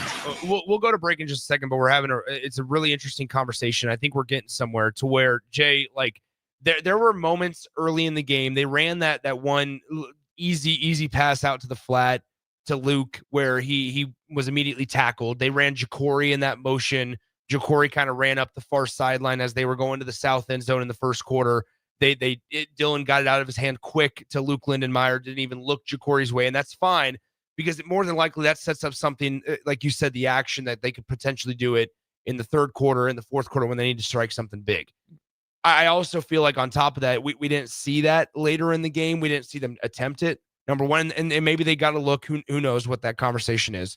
Number two is when we talk about adjustments defensively, I think it's also important that we talk about the lack of adjustments offensively to where, they consistently ran the ball well, but then especially when TJ Lateef got into the game, they needed to have him throw the ball, and they just had no clue what they wanted to do. And when we talk about the rub routes or underneath cross, like whatever it might be. Yeah. Then let's talk about investment. Like this is a wide receiver room that you heavily invested in the offseason. So that way, whether Dylan Raiola's in or TJ Lateef is in or whoever, you have guys that you can go to and you have guys that can go make plays out in space. And part of it is you didn't give them much of a chance. And the other part of it is they didn't go do it. Yeah. And one might be set up because they hadn't previously done it. Exactly. During the game. Because if Dylan's in there or TJ Latif is in there, you're still going to need that stuff later in the game potentially. Yeah. So we're not privy to the game plan and the plays and all that, and obviously we're just looking at the continued finished product, which obviously plays out on the field. And so it's one of those things where when you go back to it, and sometimes and this is one thing also about big games. And I was fortunate enough when I was a freshman starting that I had other guys that could kind of drag me along and I could kind of pick my spots. But sometimes, and I don't know if this is true for them or the players or the coaches, but I'm just trying to figure out reasons. Sometimes when you're in these big games and there's so much hype, like when the game's going on, you're kind of like, I used to call it bizarro world. You get what I mean? Mm-hmm. Like you are there, you are, invested, but you're not really thinking at the optimum level that you need to put the dagger in the heart in this game, or to get open as much as you need, or to make an adjustments as a player as much as you need. Some of the adjustments that have to happen, as much as everybody wants to talk about coaches, more importantly, Nick, it's player to player. And in your case, when you play baseball, it's pitcher to catcher. You know what I'm saying? It's Nick, you orchestrating some sort of like defense, shift with your second baseman and shortstop based on a tip or an adjustment that whoever you're going against has made. So we could be out there, me and you as linebackers, and I don't care if it's a 3-man front or a 4-man front. We got to play better, right? But we got to figure it out. Because to be honest with you, sure, what everybody, as soon as you don't play good, everybody wants to fire the coaches. That's not the answer. Everybody wants to question all at the end of the day, it doesn't matter what John Butler calls. It matters what we do with it. Sure. If he dials up a defense and I'm trying to guard like Jeremiah Smith, all right, I understand. But within reason, me and Nick have to figure it out. Because there's a time that you got to expect USC had some wrinkles. They went back also with, like we said, and it's kind of reminds me of Michigan State. Remember Michigan State when Nebraska played them? They were the worst pass defense in the nation, and then they came in here and they played pretty good against the pass against us. Well, USC had struggled out on the edges covering people, and part of it is the reason why Notre Dame ran for like 80 million yards, right? Yeah. But part of it also why teams were able to pass very easily against them throughout the season. Well, they just had a bye week. So they changed some things. So that's why we have to change things, and we got to do it, player to player, peer to peer. I hate to say this, Nebraska under and this is just facts. This is just context. Nebraska under Matt Rule in the month of November, 1-8, 1-8 in the most important month of the regular season. Yeah, I mean this is where, like Jay, I have said it time and time again, like.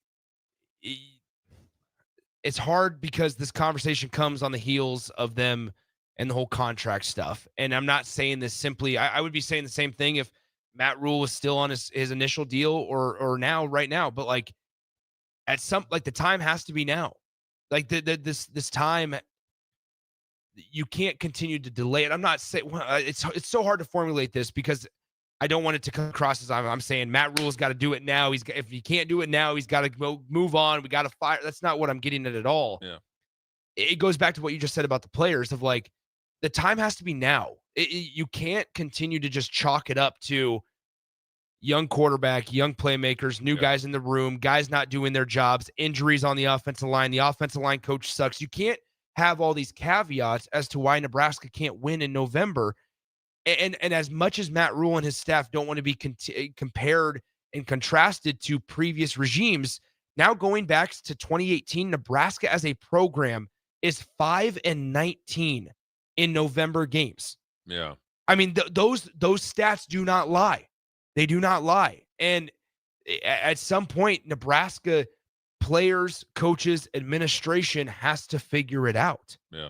Because this is not working. Well, in November, you gotta run the ball, and you gotta stop the run.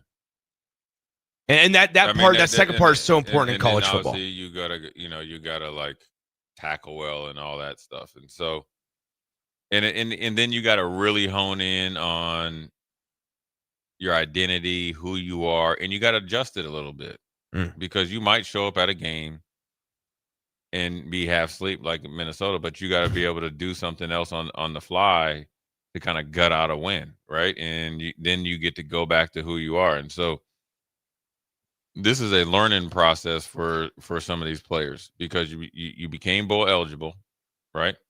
You beat a tough Northwestern team that was, they tested you, and then so you dealt with it. This is you're dealing with a tangible step, and so it's more, Nick. It's more in recent. It's how you deal with what you perceive as success, expectation, or whatever. You've done something. Now let's do more. Like let's really amp it up, and that's where you talk about the time is now and the sense of urgency, because that's what it is. It is 100%. Yeah, like and we can. I mean, I'm not trying to do this. We can bring in the whole like schedule conversation as well and quality of opponents. And this November looks a hell of a lot different than what we expected it to look like. We expected USC to probably be even better than they were. We expected Penn State record-wise to be a lot better than they are. Like you talk about these opportunities that were ahead of Nebraska. And now in your two biggest tests of the season this far, Michigan and USC, you've been unable to answer one of the calls in form of winning. Right. Yeah. There's been pieces of it where you say, okay, you know what? Nebraska came in with the right mindset, stuff like that. And they competed, right? Yeah. But at some point, the ability to compete, like we talked about it. You shouldn't need all the other glitz and glam and the blackouts to get up for this. Yeah. And the same should be said about whether you have a blackout theme at home or you're on the road against Minnesota. And that's, as we wrap this up in the next 20 minutes or so after we get back from break, how do you bounce back? Because I feel like tonight there's a lot of dejection. And maybe I'm being over dramatic on that, but it feels like the way tonight went, there's maybe not soul searching, but man, these last 3 weeks is a little concerning to be honest. Yes. I mean, this is the tough part of the schedule. And I'll be real short. Tough part of the schedule, but that you maybe didn't anticipate. I mean, right? Well, next week looks a lot more daunting. Well, they're just coming off a bye week. They just got embarrassed. So you got to, the easy way to get ready for this game is you take UCLA when they played their best the last 2 or 3 weeks and prepare for that. There you go. Get their best shot. So we're going to take a quick break. We'll be right back for the Jay Foreman postgame show. A couple minutes, and then we'll put a bow on this bad boy.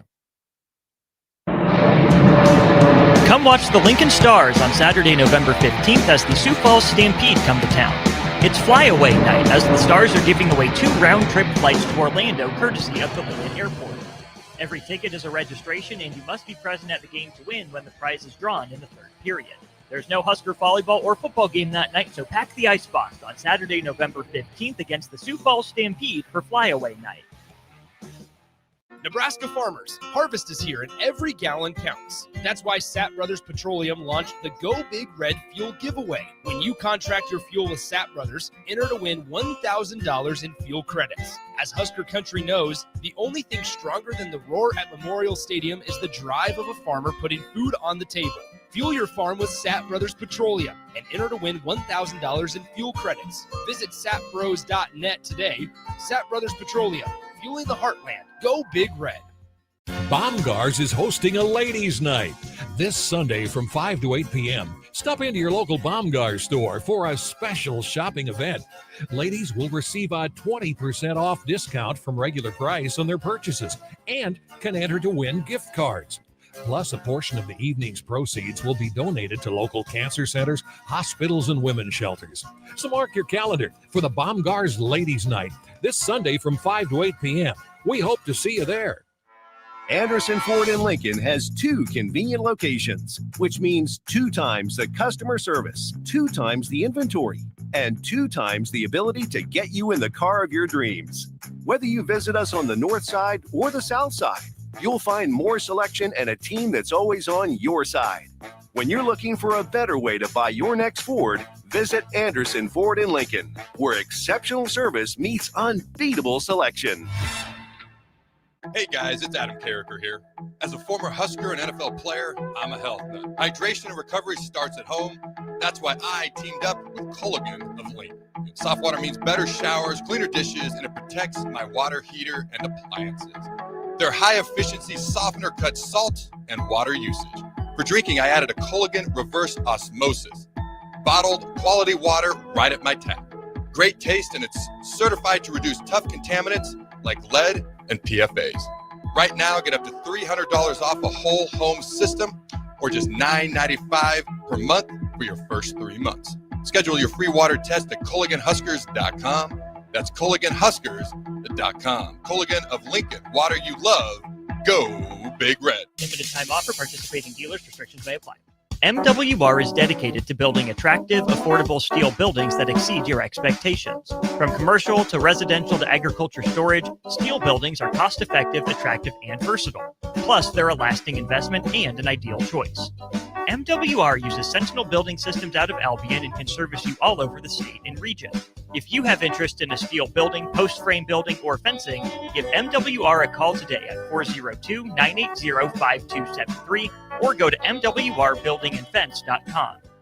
Sometimes good people make mistakes. When you find yourself in need of an attorney, call Liberty Law Group. The attorneys at Liberty Law Group will defend you in court and protect your freedom to get you the best possible outcome and the justice you deserve. Trust your freedom to Liberty Law Group, the best criminal attorneys in Nebraska and Iowa. Call them today at 877-404-5238. That's 877-404-5238. Or check them out online at libertylawgroup.com. Stonebrook Exterior is your trusted partner in exterior solutions for both residential and commercial projects across Lincoln and Omaha. With over 2 decades of expertise, they deliver everything your building needs, all under one roof. From roofing and siding to gutters, wall systems, custom masonry, and metalwork, Stonebrook handles it all with precision, safety, and professionalism. Take the worry out of your exterior projects. Choose Stonebrook Exterior, where quality, safety, and service come together seamlessly. Visit stonebrookexterior.com or call 402-438-5559 to get your free quote today. At Jimmy John's, we don't make sandwiches. We make the sandwich of sandwiches. We use fresh veggies because we don't hate salads. We just feel bad for them. We make our sandwiches exactly how you want because you're the one who's eating it. And we bake bread all day, every day because stale bread isn't bread. It's croutons. Sandwich history is written by the victors. Good thing we have legible handwriting. Jimmy John's, the sandwich of sandwiches. Order pickup or delivery on the app. Back to the Jay Foreman Postgame Show on 93.7 The Ticket and theticketfm.com. Powered by Baumgars, Anderson Ford, and Vinny Kreekak of State Farm Insurance. Here are your hosts, Jay Foreman and Nick Sainert.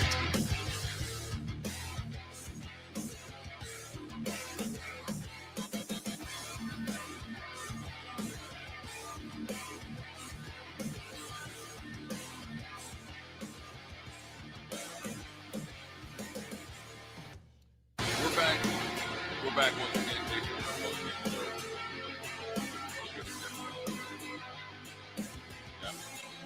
All right, we are. There we go. Now we're back. All right, we're back. Jay Foreman Postgame Show. Once again, I was like, this is the right mics on. Vinny Kreekak and Baumgars is for their support. But look, at the end of the day, the game's over, and how do you bounce back? I mean, it's kind of like any other game. Now, it might take a little bit longer to process this one because you got to I think you got to come to a way to process it. You get what I'm saying? Mm-hmm. Sometimes, Minnesota was more of a easy fix because you have to have hard conversations with yourself and your teammates. We ain't play hard enough. This is like, you got to understand, okay, what did we all do not to the magnitude we needed to win? Is it the game plan? Is it the, rising to the moment? Do we not make an adjustment and get our star receivers the ball, make it easier for them to have an impact? Did we play a little too tight when TJ Lateef came in? Were we not aggressive? And all that type of stuff. Then you got to really break it down, and then you really have to strategically turn the page.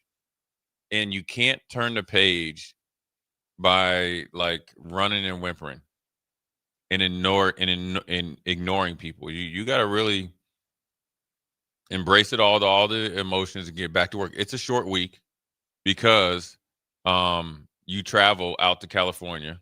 Now you are aided a little bit because you play so late, but you are playing late because if you kick off at 8 Central, right? 8 p.m. Central next Saturday. You know, that's an odd time. It's another night game. So now you got to find a way to get some work done either during your travel, you know, out there. And then obviously you got to really, really hone in and focus on the things you got to do to win. You got to get healthy. You got to get mentally back into the game. You got to make sure you get your schedule right. You got to focus in on what you got to do to, you know, to fix what this game, and then fix what you need to do or add into what you need to do to UCLA, because here's what you need to expect out there.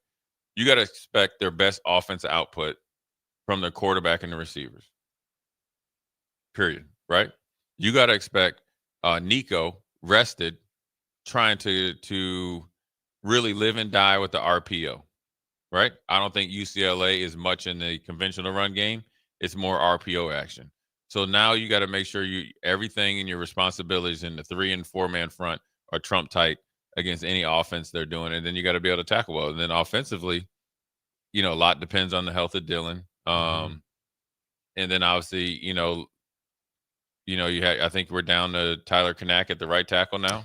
Yeah, so I mean, depending on, and Matt Rule said post game that Elijah Pritchett was not cleared to go back into the game.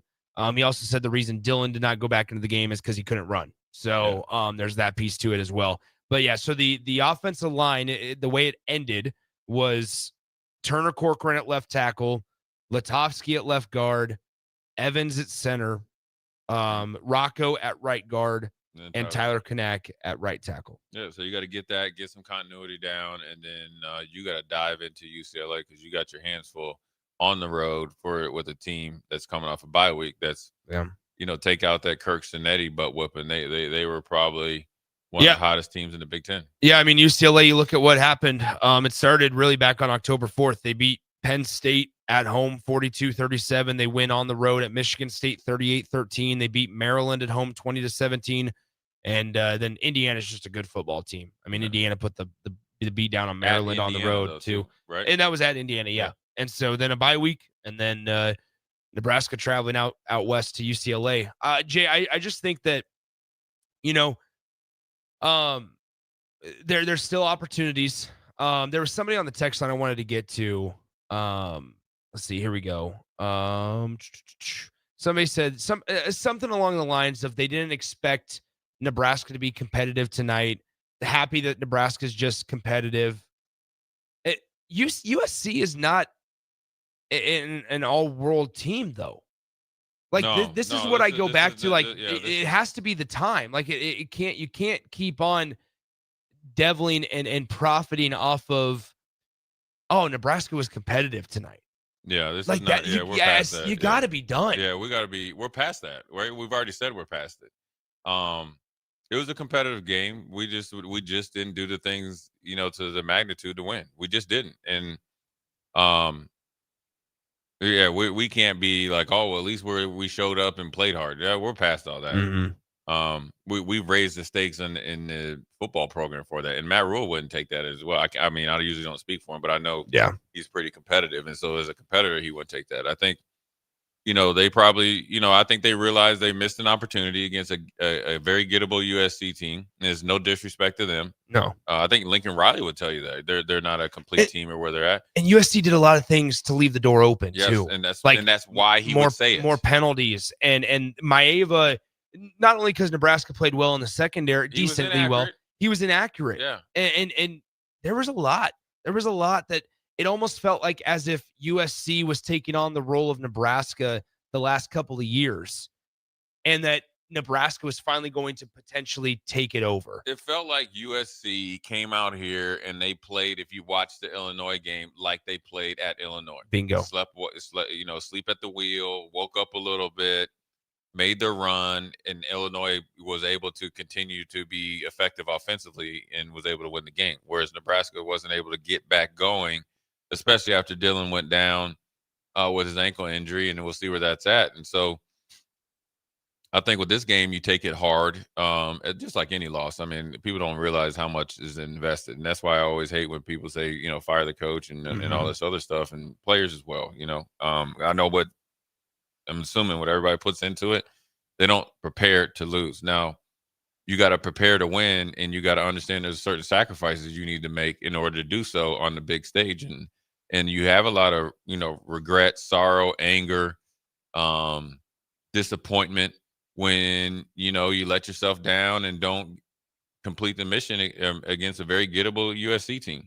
It's not disrespectful in dogging USC or minimizing them winning the game by saying this is a gettable game. It's more about yourself. It's more about yourself because you handle yourself. It doesn't matter who you play. But then also you got to tip your hat to USC. They executed a game plan, cat and mouse, and just kind of laid in the weeds and then had that quick burst and it was able to hang on at the end. And so, this is going to sting for a while. It is, because it's going to sting for a while because, you got some injuries. You lost. You're on national TV again. You gotta deal with the present day losses and the ghosts of the past. Mm-hmm. And you got to eat it all up, and then you got to get out there on the main stage. Because correct me if I'm wrong. If the game starts at 8:00 next weekend, it's pretty much a nationally televised game, right? It's on Fox. It's on Big Fox. Yeah. Yes. So then you're on again. Yeah. So as much as you are mad right now, and you need to take this hard because you let yourself down or whatever it is that you're upset at, you got another opportunity again to right the wrong. Yeah. Once again, want to thank our friends that made the post-game show possible. Anderson Ford of Lincoln, Vinny Krekak of State Farm Insurance, and Baumgars.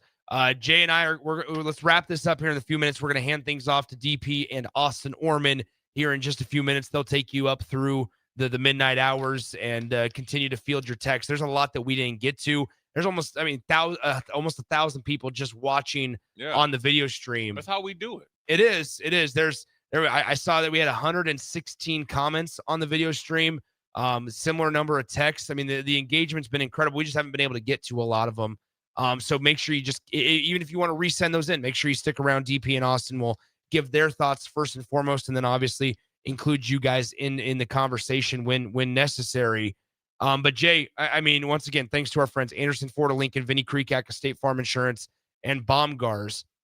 We got about a minute left in the program, Jay, for us at least, until we hand it off to DP and Austin. Just kind of wrap up, give your final thoughts on it. Deep breath and get back to it, man. I think the faster that you address this, the easier it is, the faster you get over it, because you got a big challenge for you out there in was it Pasadena? Yeah, at the Rose Bowl. Yeah, the Rose Bowl. So late night for us next weekend. We'll be just starting it. Oh yeah, we will be. Yeah, I'm looking forward to it. Are you? Yeah, you bringing snacks? I'm working on my cursive over here. Yeah, I'll be ready to go, and hopefully it's a different outcome. So Nebraska now 6-3 overall, 3-3 in the Big Ten Conference. If you missed it, Nebraska, UCLA next Saturday, 8 p.m. Central Time, 6 p.m. Pacific on Fox. That was announced today. So, all right, Jay, take it away. 20 seconds before DP and Austin. You guys listening to Jay Foreman post-game show. Once again, Anderson Ford, Vinny Krekak, Baumgars, onward, upward. Hopefully, better outcome next week. We'll holler at you.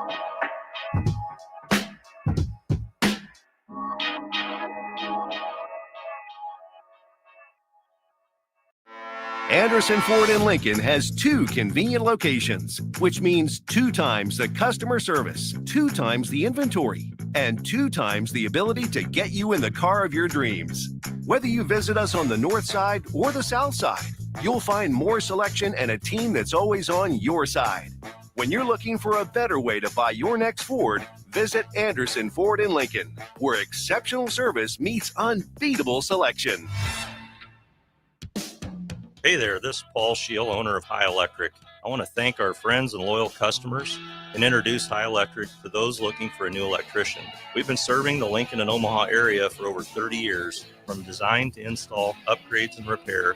If you are a homeowner or a small business needing some electrical work, call us at 402-466-6606 or check us out at hyelectric.com. We look forward to hearing from you. At Jimmy John's, we don't make sandwiches. We make the sandwich of sandwiches. We use fresh veggies because we don't hate salads. We just feel bad for them. We make our sandwiches exactly how you want because you're the one who's eating it.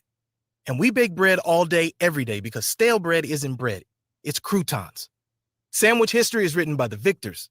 Good thing we have legible handwriting. Jimmy John's, the sandwich of sandwiches. Order pickup or delivery on the app. Hungry for something real? Come to HF Crave, Lincoln's favorite spot for burgers that are anything but basic. Locally sourced Nebraska beef, hand-cut fries, and bold flavors that'll make your taste buds cheer. Whether you're craving the classics or ready to try something wild, they've got the burger that gets you. HF Crave. Fresh, local, craveable. Find them at 48th and Holdridge or order online at hfcrave.com. Okay, friends, if you haven't seen the new TV and audio experiences at Schaefer's, you are seriously missing out. They just got a glow up, and it's a whole vibe. We're talking custom frame TVs, invisible speakers, and plenty of giant TV options. And there may or may not be cold brew on tap in the kegerator. Whether you're designing a man cave, a lady lounge, or just a really good movie night, this is a great place to start. Come check out the new showrooms only at Schaefer's, local, trusted, and cooler than ever. Things that impair you come in many different shapes and sizes. Some are the shape of beer and liquor bottles. Others look like cigarettes but aren't cigarettes at all. These are the things we know impair us, the things our parents warned us about. What we're not always aware of is our new prescription or the over-the-counter medicine we picked up just for allergies or a bad cold. See, it doesn't just matter how much of a substance you take. If you are impaired, driving is deceptively dangerous. Don't drive impaired. Paid for by the NDOT Highway Safety Office. Bombgars is hosting a ladies' night this Sunday from 5 to 8 p.m. Stop into your local Bombgars store for a special shopping event. Ladies will receive a 20% off discount from regular price on their purchases and can enter to win gift cards. Plus, a portion of the evening's proceeds will be donated to local cancer centers, hospitals, and women's shelters. So mark your calendar for the Bombgars Ladies' Night this Sunday from 5 to 8 p.m. We hope to see you there. Welcome to the Husker After Party postgame show. Two tight ends in the game as well. Raiola with time. There's Nelson. He's got it, and he's into the end zone for the first time in his career. Touchdown, Nebraska. The Husker After Party postgame show is brought to you by Anderson Ford, Bombgars, and Vinny Kreekak of State Farm Insurance. Ramir Johnson in the game at running back. This is a flip to Ja'Cory Barney. He waits for his block, and he steps in for the touchdown. Second down, done, intercepted. Malcolm Hartzog is second of the year. On 93.7 The Ticket and theticketfm.com.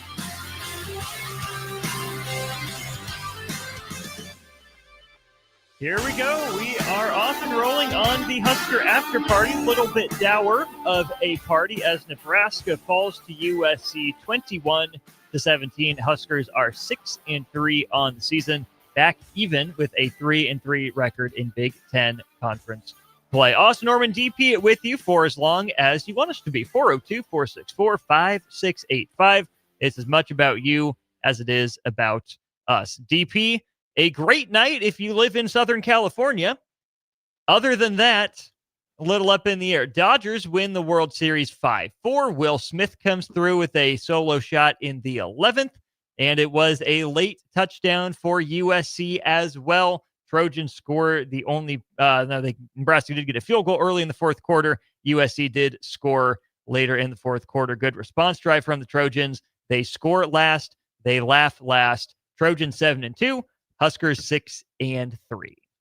Yeah, I'm fully engaged and fully accepting that Dennis Green was a prophet. He was not just a coach. He was a prophet. They are who we thought they were.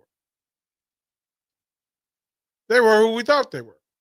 And we can no longer be surprised by what happens. Yeah, you can change expectations, you can change want, you can change belief system, but the reality is this is a 6-3 football team in the Big Ten. It has had some wins that we were impressed by. It has some losses that made us pull our hair out. Mm-hmm. That's who this team is. They're both of these teams. They're both of these teams, and we have to accept that. We can't. It's your child, mm-hmm. and you know what? Sometimes Johnny cleans his room, right? Don't have to ask, don't have to beg. Sometimes he'll do an extra chore. He'll do an extra chore, and you will applaud and you will cheer. And then there are times when little Johnny forgets to change his socks. He hasn't changed his underwear for 2 days, and he forgot to bathe because you didn't ask him to. That's a great expectation. That Mom and Dad, we appreciate you trusting me to do this, but quite frankly, I didn't have it in me. Don't mean I don't love you. Just means I have to accept who you are. We need to accept this 6-3 Husker football team. I would love to walk out of Memorial Stadium to a 7-2 Nebraska football record. But I felt like Charlie Brown on Thanksgiving. Lucy put the ball down. I know she has a tendency to pull the football. I know that. And I'm not rooting against Lucy. I'm not rooting against Charlie. I just kind of know, man, she's probably going to pull the football. They pull the football. And that sound Charlie Brown made when he was in the air. When he's in the air, just going, man, they got me again. They got me again because there was a moment, third quarter, 14-6, got the ball, and I'm like this. And I need to apologize to everybody listening. I need to apologize to every Husker fan because I said the thing I know better than to say. I know better than to say it, Austin. I know better than to think it. I know. But I went, at worst, it's 17-6. I actually was like, yeah, what could happen? At the worst, it'll be 17-6. Y'all, I'm sorry. Well, y'all, I'm about sorry. that. Y'all, I'm sorry. Husker fans, I'm sorry. My apologies. My bad. Y'all deserve better. 21-17, USC gets the win over Nebraska. Again, 402-464-5685 if you want to be a part of the show. DP, let's get to this just right away from downtown Scott. Nebraska is better than I thought before the game. Scott, we'd love to know what impressed you more about Nebraska today than what you had seen in the past. DP, I will ask you. Emmett, okay. Emmett. That's the answer. Emmett. There's no other answer. There's literally no the thing that impressed us all.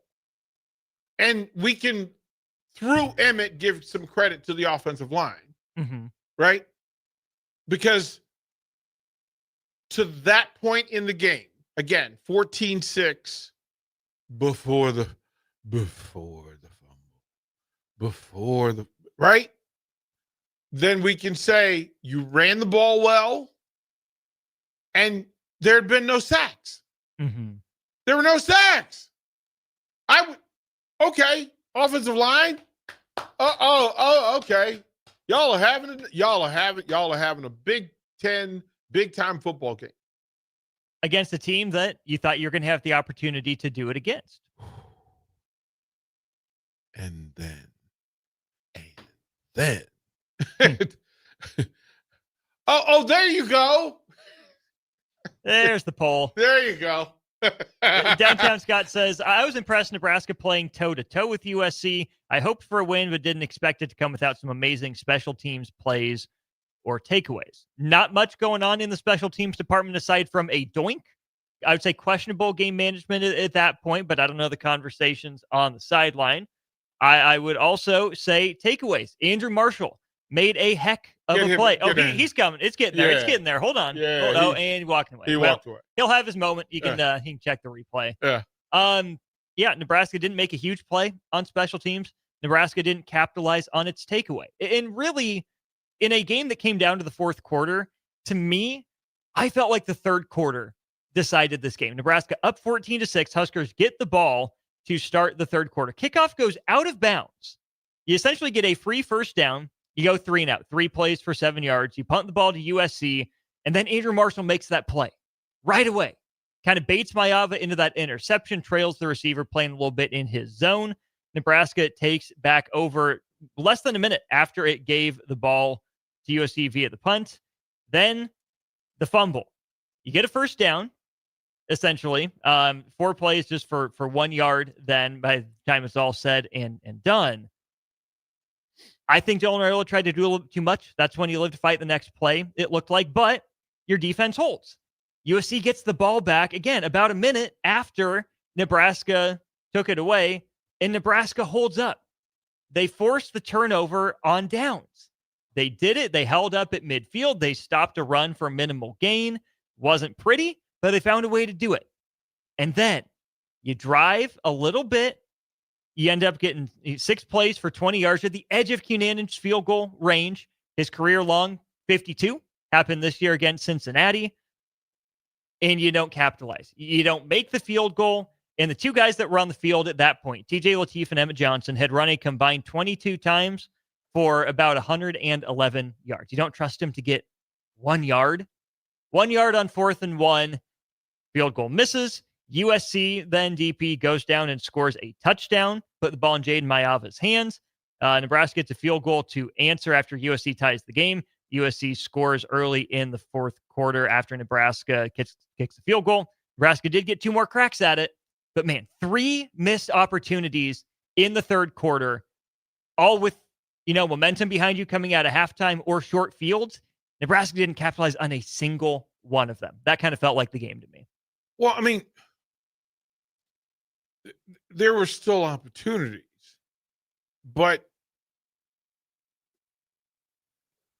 Big Ten football games are always the accumulation of a lot of different moments, and there's always going to be friction, and there will always be momentum swings. That's just Big Ten football. Even the biggest blowouts, there are opportunities. Maryland was up 10-0 before Indiana woke up and decided, we need to get to work. Penn State actually competed with Ohio State, and then they remembered who they were. So there were moments in the game, but I've said this in the pregame show. I said, in a perfect world, well, not in a perfect world, what I imagined was that Cunanan would end up being a major player in this game, and it was my hope that it would be in a positive way, that he would make a kick that would help this Husker team win the game. I said it to Harrison because I felt it in my heart. And he missed the kick. And I tried not to be the gloom and doom guy. But you're right. In that moment, I started to lean away from it that, then interception, and then the fumble. And it's always the accumulation of decisions by the coaches. That often you ask players to do a thing in a situation that they shouldn't be asked to do. That if also in the pregame show, I said their will to stay competitive in doing the things that are simple and will work would determine the outcome of the game. So if Emmett's your guy and then you reach a moment of friction, Emmett's your guy. Hey, Emmett. Emmett's your guy. And I jokingly said, okay, we need 30 touches. We need 30 touches from Emmett. 29 on the ground, 2 through the air. That's 31. For a total of 180 yards, about 6 yards a pop for Emmett Johnson. And none of them were in the 2 critical moments of the game. None of them. He had the 8-yard run, 13-yard run, 23-yard run, and then you proceeded to stop handing him the ball in the most critical of moments. On 4th and 1, you said, nope, we're good. Well, on 1st and 10, 2nd and 2, why would you, in your biggest game of the year, in the biggest drive of the year, with the greatest friction of the year, you took the ball out of the hands of your all Big Ten running back and put it solely on the shoulders of your true freshman quarterback. You put the weight of this entire football team, program, and fan base on the shoulders of a true freshman quarterback in the biggest moment. When, quite frankly, let the little brother be the little brother. Hey, you know what, Emmett? Get us there. Hey, all you big guys up there, you had some rhythm, right? Because you were making some plays. You're making some plays. Mm-hmm. And when you take the ball out of the hand of it, and then as a matter of fact, you took him off the field. You took him off the field in the next sequence. Mm-hmm. So I understand 28 carry, that's a load. But what's he got to do tomorrow? You can rest him tomorrow after a win against USC on primetime on NBC and you're 7-2. Right? He'll get the same amount of rest tomorrow either way. Mm-hmm. It would have made more sense to do it with the win. Mm-hmm. And I get frustrated looking at that play sequence. Listen, TJ Lateef could be whoever they want him to be, whoever they decide to be. And I'm going to keep telling people, be careful about what you ask for because the universe listens and it'll give it to you. Well, you got a lot of folks asked for it and you got it. How'd that go? Not the way you want it. Not the way you want it, not the way you expect it. Don't ask for things that you're not quite sure. You know what? Everybody loves the second guy. Everybody loves the backup. I get it. I think the kid's impressive. I think it's a talented young man. Do I want him to have to? I said it to you at the moment. I don't want to put this on him. I want this to, listen, run the zone read, run the inside read, and let them keep the rhythm because they were successful 6 yards, 7 yards, 8 yards a pop. Mm-hmm. Let them keep that rhythm. Even if they stuffed you for one, be committed to doing what was working and run it again and allow him to do the things. You had found some wins. Even with your best run blocker out of the game, you still had found some rhythm and some space, and then you stopped, and you didn't trust it. You didn't trust yourself, and I have issue with that. Mm-hmm. I have issue with that. We know, don't put the pressure on the kid. You did that with Dylan a year ago. How'd that go? How'd that go? We did it with 4 young quarterbacks leading up to Dylan.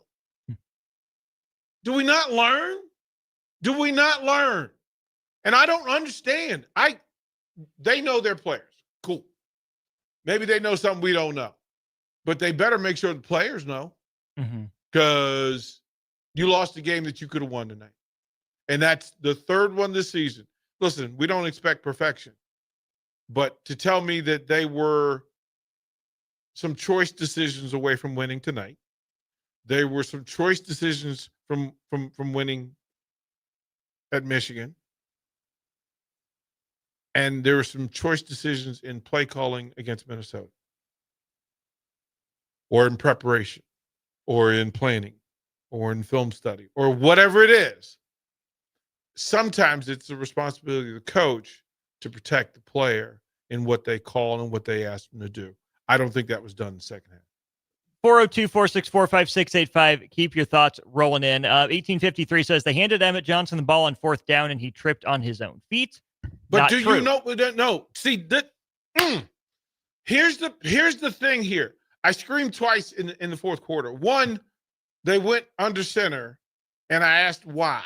Why would you go from what you were doing to under center? Because once you change that, you change the timing and rhythm. Remember that at the mesh point in the zone read that Dylan and Emmett run 100 times a week. TJ and Emmett do not have that number of repetitions. So where TJ is comfortable being at game speed is different than where Dylan would be. And Emmett, his expectation of where Dylan is going to be in the mesh at the meeting point in the zone read. At decision time.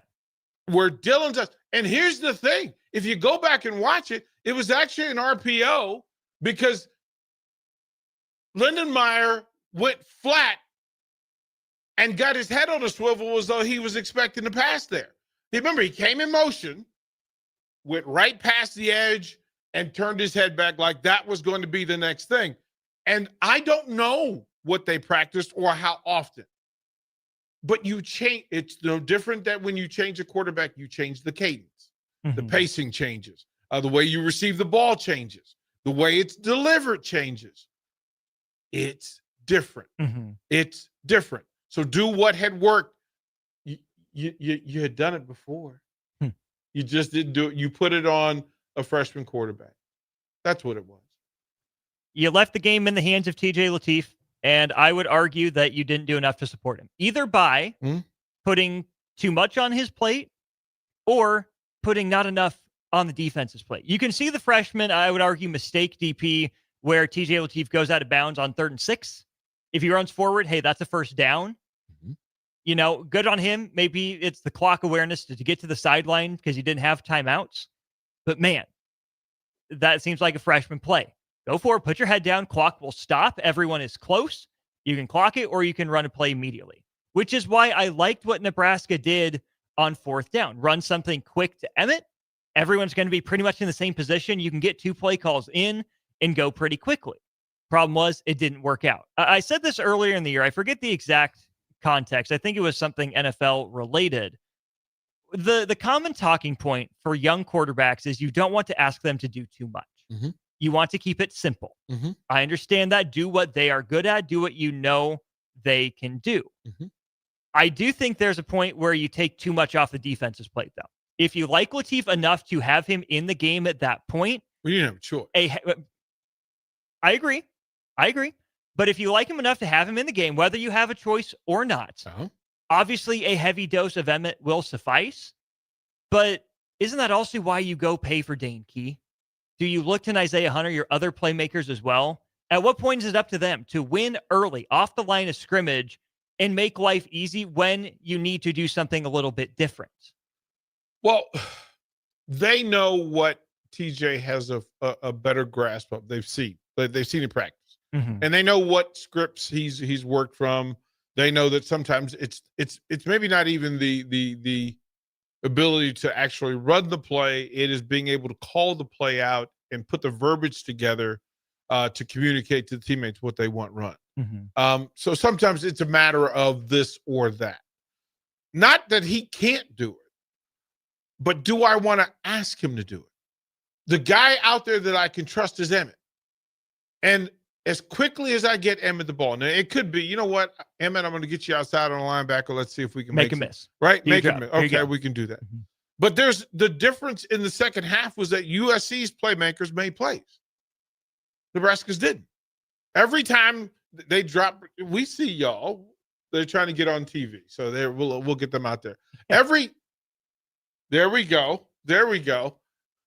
What we say to them is, you have to give the opportunity and ability for folks to be successful. But the other side, there they go. See, it's Saturday night in the city. There we go. He's all happy. Look, the fact that folks are still celebrating in downtown Lincoln is epic. That Halloween weekend continues. Right. That often you want the ability to make the play, but the simplest way to get a play made is people who have made that play in full abundance in high repetition. Every time USC needed a big 15-yard throw, he would put the ball up in the air and their playmaker would go get it, and Marshall would be in the right place, hand in the right place. Half the time he'd knock it to the ground. The other half, second half of the game, they made those plays. That 3rd and 6, they went for 29 that immediately led to the 2 runs from Mayava. Also felt pretty crucial. Yeah. And it just, okay. So of all the things that irked me the most, and again, I understand that it's Big Ten football and folks, there's difficulty in winning Big Ten football games. But what I can, and I said, we identified who Nebraska was against Cincinnati. We watched them against Maryland and Michigan with quarterbacks who can run the ball and in that space. And the fact that you're willing to die by 1,000 paper cuts, because if they can beat you throwing the ball in dire situations, then so be it. Well, his numbers were terrible throwing the ball. And then if I want to keep him there, I need to keep him within the tackles. Because then he's going to face the 230-pound linebacker rather than being on the edge running free. And for the love of everything good in defensive football, I need for Nebraska to figure out how to set an edge against running. Listen. How about that? They need novel concept, DP. Novel, I tell you. Well, listen, if you can't figure out how to defend a third of the field, right? If I keep you in the middle third of the field, I've got a pretty good shot of keeping you out of the end zone. But if I can't keep you inside the middle third of the football field, bad things happen with running quarterbacks. Terrible things. And on 4 consecutive big plays, they didn't set the edge and allowed them to get outside and do damage. It makes my head, on the high school level, it makes my head hurt. On the Little League level, it makes my head hurt. On the NFL level, it makes my head hurt. Figure out how to set an edge and keep running mobile quarterbacks inside the lane. Stop diving and crashing and trying to make that. First of all, if you diving from the edge, you rarely make it a play anyway. Keep him within the hash marks so we can get off the field. But if you let him get outside, you can't get off the field. You won't get off the field, and that's why USC had the 2 drives to score. That is indeed what it boils down to. We will go to break, but we're not done taking your thoughts. 402-464-5685. Brian, appreciate your thoughts. Chris in Omaha, we have a couple other people at 1853 and I believe 9998 as well. We will get to your texts and plenty more from our streams as well. Starter Heyman Jewelers live video streams up and rolling for you. We'll be back with more, another hour of After Party after this. Come watch the Lincoln Stars on November 7th as the Fargo Force come to town for $5 Friday. That means $5 mezzanine tickets, $5 nachos, $5 mixed drinks, and $5 off a purchase of $20 or more. It's $5 Friday with the Lincoln Stars at the Icebox on Friday, November 7th versus the Fargo Force. Get your tickets today at lincolnstars.com. Hey guys, it's Adam Carricker here. As a former Husker and NFL player, I'm a health nut. Hydration and recovery starts at home. That's why I teamed up with Culligan of Lincoln. Soft water means better showers, cleaner dishes, and it protects my water heater and appliances. Their high-efficiency softener cuts salt and water usage. For drinking, I added a Culligan reverse osmosis. Bottled quality water right at my tap. Great taste, and it's certified to reduce tough contaminants like lead and PFAs. Right now, get up to $300 off a whole home system or just $9.95 per month for your first 3 months. Schedule your free water test at CulliganHuskers.com. That's CulliganHuskers.com. Culligan of Lincoln, water you love. Go Big Red. Limited time offer. Participating dealers. Restrictions may apply. Things that impair you come in many different shapes and sizes. Some are the shape of beer and liquor bottles. Others look like cigarettes but aren't cigarettes at all. These are the things we know impair us, the things our parents warned us about. What we're not always aware of is our new prescription or the over-the-counter medicine we picked up just for allergies or a bad cold. See, it doesn't just matter how much of a substance you take. If you are impaired, driving is deceptively dangerous. Don't drive impaired. Paid for by the NDOT Highway Safety Office. Hi, everybody. Charlie Stone back again with Andy Goodyear of Honda of Lincoln. Andy, there are so many great things to talk about right now. Let's start with new and pre-owned vehicles. Thanks, Charlie. Yeah, we're all excited those days of inventory shortages are behind us. Right now, we have more than 400 new Hondas to choose from and over 125 pre-owned with just about any make or model in stock. I know certified pre-owned Hondas are a very important part of your dealership. Tell us about Certified, Andy. We always have a great selection of certified pre-owned Hondas in stock in like new condition, and they also come with a 7-year, 100,000-mile warranty. How about service? You know, our amazing service department not only services Hondas, but we service just about any make, and we are one of the largest tire dealers in the state. Look us up the next time you need tires on your car. Experience the best at the Honda of Lincoln way of doing business, 27th and Yankee Hill Road, or online at hondaoflincoln.com. Baumgars is hosting a ladies' night this Sunday from 5 to 8 p.m. Stop into your local Baumgars store for a special shopping event. Ladies will receive a 20% off discount from regular price on their purchases and can enter to win gift cards. Plus, a portion of the evening's proceeds will be donated to local cancer centers, hospitals, and women's shelters. So mark your calendar for the Baumgars Ladies' Night this Sunday from 5 to 8 p.m. We hope to see you there. Nebraska farmers, harvest is here and every gallon counts. That's why Sapp Brothers Petroleum launched the Go Big Red Fuel Giveaway. When you contract your fuel with Sapp Brothers, enter to win $1,000 in fuel credits. As Husker Country knows, the only thing stronger than the roar at Memorial Stadium is the drive of a farmer putting food on the table. Fuel your farm with Sapp Brothers Petroleum and enter to win $1,000 in fuel credits. Visit sapbros.net today. Sapp Brothers Petroleum, fueling the heartland. Go Big Red. Hey there, this is Paul Scheel, owner of High Electric. I want to thank our friends and loyal customers and introduce High Electric to those looking for a new electrician. We've been serving the Lincoln and Omaha area for over 30 years, from design to install, upgrades, and repair. If you are a homeowner or a small business needing some electrical work, call us at 402-466-6606 or check us out at hyelectric.com. We look forward to hearing from you. This is Lincoln's home for sports talk on the FM dial. Also online at theticketfm.com. On the internet. KNTK FM Firth, 93.7 The Ticket. Anderson Ford in Lincoln has 2 convenient locations, which means 2 times the customer service, 2 times the inventory, and 2 times the ability to get you in the car of your dreams. Whether you visit us on the north side or the south side, you'll find more selection and a team that's always on your side. When you're looking for a better way to buy your next Ford, visit Anderson Ford in Lincoln, where exceptional service meets unbeatable selection. At Jimmy John's, we don't make sandwiches. We make the sandwich of sandwiches. We use fresh veggies because we don't hate salads. We just feel bad for them. We make our sandwiches exactly how you want because you're the one who's eating it. And we bake bread all day, every day, because stale bread isn't bread. It's croutons. Sandwich history is written by the victors.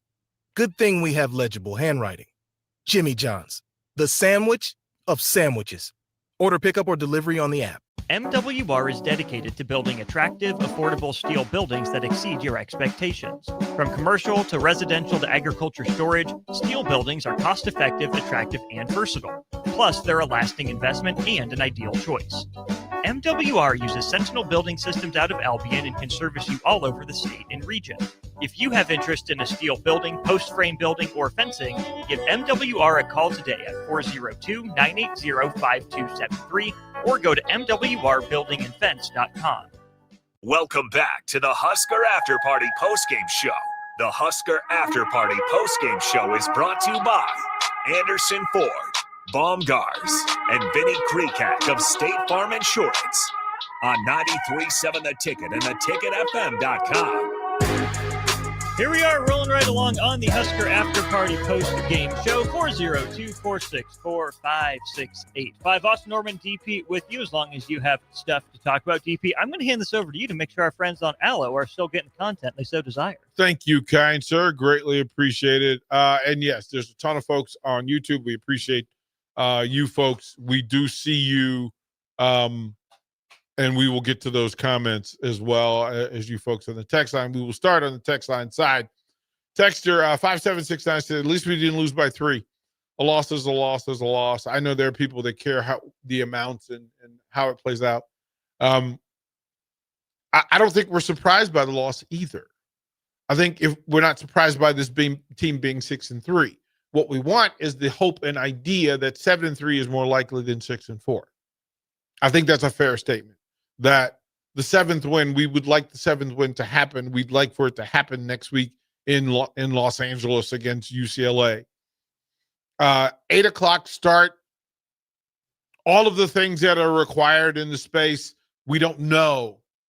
We know more about this team, but we also have more questions because we don't know about the health of Dylan Raiola. We don't know about the health of Elijah Pritchett. We're still waiting for some folks to heal up. And then we're trying to figure out what the identity and culture of this team is. What are the things that are going to work? Is this a running team? Well, we found out tonight that it can be a Big Ten power running team. We found that out. Now, will they do it in critical situations? That's a different question. Dylan protects the football. Throwing the football, he's very effective and efficient. But the 2 of the last 3 games, he's put it on the ground in critical situations, being sacked or running the football. And the folks that asked about TJ Lateef, you saw the athleticism, you saw the running ability, but then a question was provided. Will the passing game be the same? Does he know the playbook? And can he hold on to the football? Can he hold on to football? Can he deliver the football? Even in the running game, can he get to the mesh in the zone read and make the right read and still get the ball handed off without putting it on the turf? We have more questions. We found out about the offensive line, that they can protect Dylan Raiola until they don't. And we don't know. Is that a fatigue thing? Is that a tired thing? Is that being in the wrong place? Bad play call, bad time? I don't know. Can they be a power running team? Yes, they can. Against a really good USC front 7. I mean, I don't think that they're the best of the Big Ten, but they're certainly top 3rd of the Big Ten when it comes to defensive talent. And the offensive line played well for 2.5 quarters in both facets of the game. We like the special teams. We think Eckler has done a better job. They had an opportunity to help this team win a game tonight. 52-yarder, is that expecting too much? Don't know. It's in that gray area, but it didn't happen for them. But again, I think if you're setting your team up for success, 52 is the limit. You have confidence in your special teams. You have confidence in your offense. You've shown a proclivity to go for it. USC's guy hit the 52-yarder. USC's guy hit the 52-yarder, right? Do we like the play calls in critical situations? I'm not sure. 4th and 1, 3rd and here's my problem with 4th and 1, 3rd and 2. If 3rd and 2 leads you to several fourth and 1s, oh boy, right? But in my bag, on my utility belt as an offensive coordinator, I should have a list of plays that they cannot defend and stop me from gaining 3 yards. I should have a group of plays that I can call in my bag that I can call, that I can line up, and it's going to be really difficult for them to defend and stop me from gaining 5 yards. I should have a list of those plays. As a matter of fact, I should have a menu that I've created during the game that if I line up in this and I get this matchup, we're gonna be plus 4 yards. And there's 4 or 5 plays where you knew, oh, we're cooking now. Let them cook. But are you willing to remember that and recall that and then put it into play in those critical moments? And then run it right. Right. And get your yards because they're there. Opportunities there. They cannot defend the whole field. They cannot defend the whole field. Can they defend in the moment? Yes. What we know about this team, there are things about this team that from week to week are going to be pretty damn good. There are also things that are going to make us scratch our head. And sometimes it's the same people on the same play call, in the same scheme, right? Do we have a full understanding for the replacements, for the substitutions? Do we have an understanding of when he goes, you know what, I need to get these guys a look? Why are you getting them a look? Are you getting them a look because they do this one thing better than the guy in front of them? Right? If I'm going to bring TJ in, just as people had asked before the injury, because I want to run zone read and I want him to pull it and make their edge setter sit down a little bit. Okay, fine. But you found out early in the game that Dillon pulled it twice just to set. If people don't understand that those two mediocre runs by Dillon in the zone read didn't open up the rest of the day for Emmett, but that's why Dillon has to do that. And if he does it well often, each game, Emmett will have one less player in the box that can defend him in the run game. And it also frees up somebody from Dillon in the passing game. It was 2 carries for 9 yards for Dylan Raiola before the strip sack. If you run for 4.5 yards per carry 2 to 3 times per game, isn't that all Husker fans have been asking for? Just pretend you're a threat? That's not nothing. Just make you pay for being disrespectful. Or inattentive. Well, if it's 3rd and 3 or 3rd and 2 or 4th and 1 and you can get 4.5, right?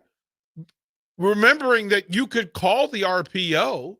So if Dillon pulls it and gets to the edge and there's friction out there, well, the friction can't be in 2 places.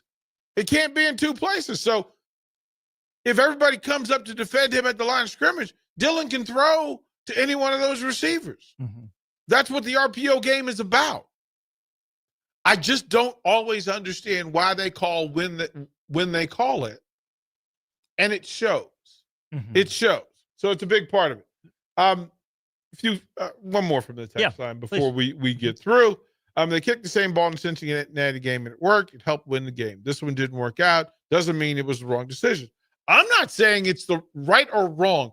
What I'm trying to ask is there an understanding of who they are because of it? Because of it. It means 3rd and 1 or 4th and 1 is not a gimme. That's the question. Why is it not a gimme?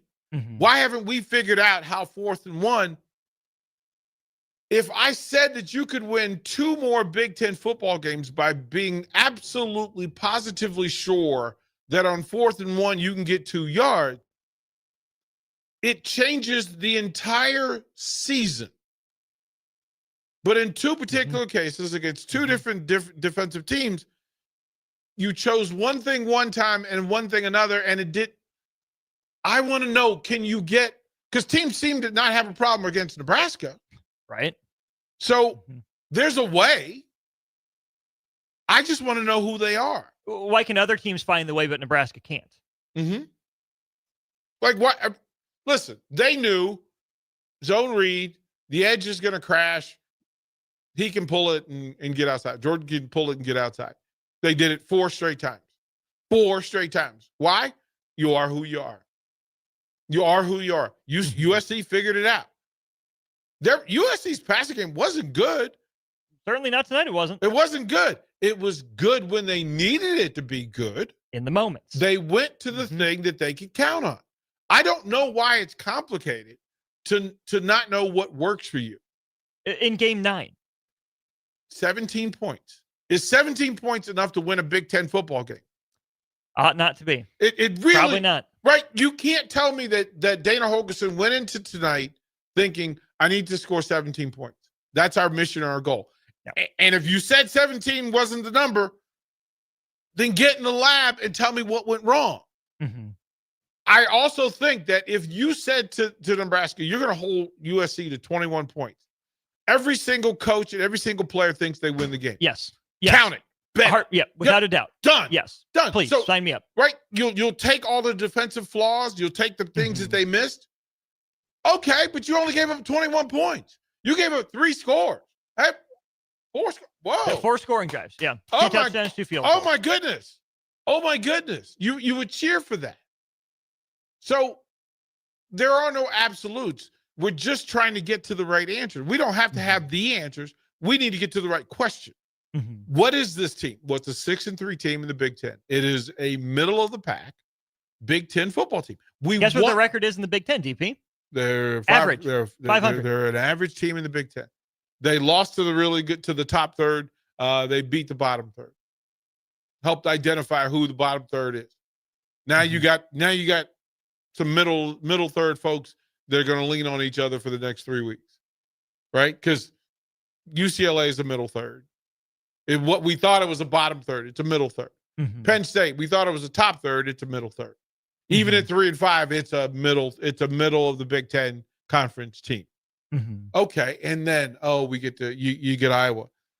Iowa currently sits in the top third, right? But because of familiarity and proximity, we tend to think that, well, we could probably get them. We're not really afraid of them. We just have to play Just well. got to do it. Well, but that's an accumulation of all the things we've been talking about.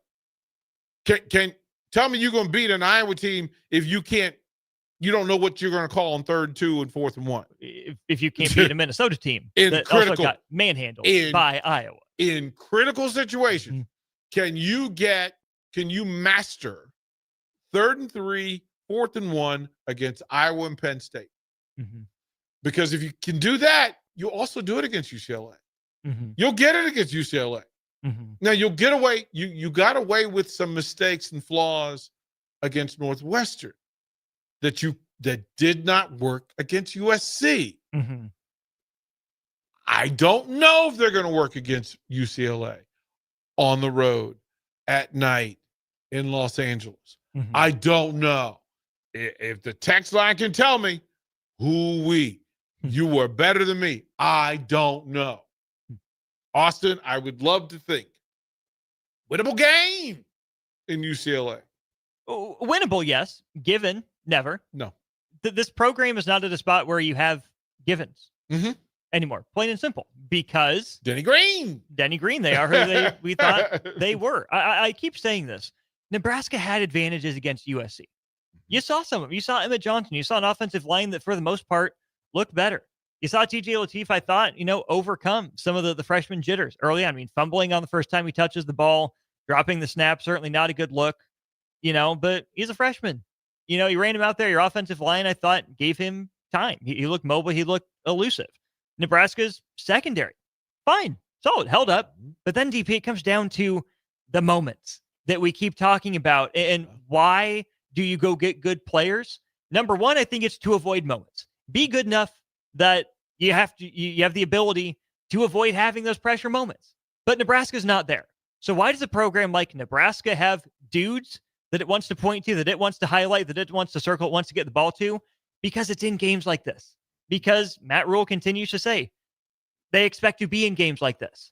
So when you get to situations and moments like this, the guys that you have paid to bring to your team, or that you've paid to retain on your roster, or the guys that you've been giving the ball to the whole time, have to step up in those moments. USC's guys, to your point, did. Nebraska's guys have about half the time this year. They've done it in comfortable situations, not in uncomfortable ones. USC made catches on 2 50-50 balls that won the game for them. Two. That's after missing 5. There were 5 defensive plays where the pass was actually defended by Nebraska on a 50-50 ball, and they got off the field. There was also 4 third short situations where Nebraska's defense made the play. Their playmakers at the linebacker position made the plays.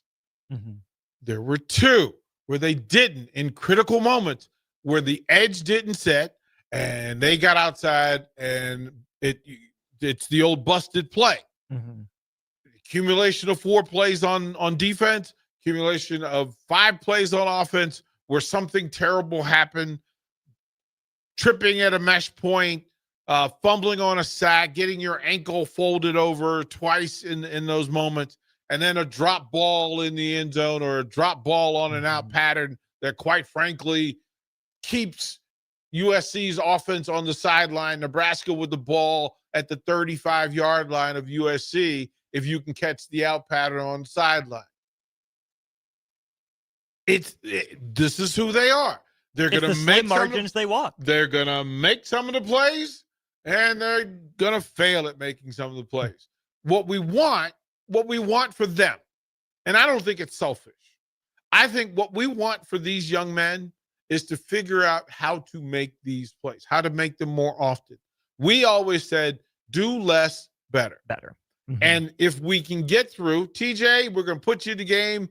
I'm not going to ask you to have the full mastery of the playbook that Dylan has after 20 collegiate starts. TJ Lateef has not started a college football game yet. He has not started. Imagine his first start's going to be the Big Ten on the road in one of the greatest buildings in the country, right? Your first start is going to be at the Rose Bowl. Your first college start is going to be at the Rose Bowl in an important game for one of the most famous programs in the country. No pressure, young dude. No pressure. And he's got to win because we don't know how many more trips in this thing Emmett has. In a homecoming game for him, too. Right? All the pressure, more people now. Hey, we're going to come see you now. His phone's going to blow up now because the ticket requests are going to go off the charts, and they better have a plan for how he's supposed to deal with this because he's a teenager and doesn't know. He doesn't know how to deal with it. He don't understand. He can't possibly. He can't. So the veteran players who are on their senior rotations are going to lean on this kid. They also have to be there for this kid, and they have to tell him. But remember, your silverback's not going to be there. Pritchard's not going to be there. You've also lost you've got people playing with one hand on both sides of the ball, right? Trying to fight for this season and save it. This is what happens. This is who they are. We can want more for them, and that's why we're asking questions. 402-464-5685. To that point, they are who we thought they were. Couple different texts to get to. 5769. Nebraska 6-6 looked like in year 3 of Rule. Rule gets an extension, keeps the same coaching staff. Nebraska, same results, 6-6. Team 1961. The fact that this happens just after a coach gets an extension, the fact I have to ask the question of, does this program know what it's doing, scares the crap out of me. You are fair in asking the question. I will say 1961, the initial question was, why in the HE double hockey sticks did we stop running the ball? I don't think Nebraska did, was the thing. Nebraska continued to give Emmett Johnson touches for the most part. Oh no, no, I understood that. I turned, my temple turned gray. I want to say fourth quarter. They're driving, and it may have been after the turnover, but they're driving, and Emmett runs for 8. There's a sequence of Emmett runs for 8, 13, and 4. And then immediately, this is with Dillon out of the game, and TJ Lateef throws, he runs and scrambles, and then we're at that third and short, fourth and short. And in neither of those could you get it done. And that's what I had. That's when you have to lean more on Emmett. Just listen. If you tell me that you could be a top 3rd Big Ten football team by figuring out how to manage 3rd and 3, 4th and 2, 3rd and 2, 4th and 1. At home, figure it out. I don't even on the road. If I can't line up with you and win 3 battles across the offensive line for 2 yards on 2 plays, I need a yard of play. That's a statement. Because that's all I want. I want the opportunity that at any point, 4th and 1, for 1 yard, I can win the football game. Or 2 yards, I can win the football game. I watched a high school game Friday night. That was last night. No, Thursday night. Team is playing for a district title. They have the ball, 5 seconds left, no timeouts at the opponent's 5-yard line.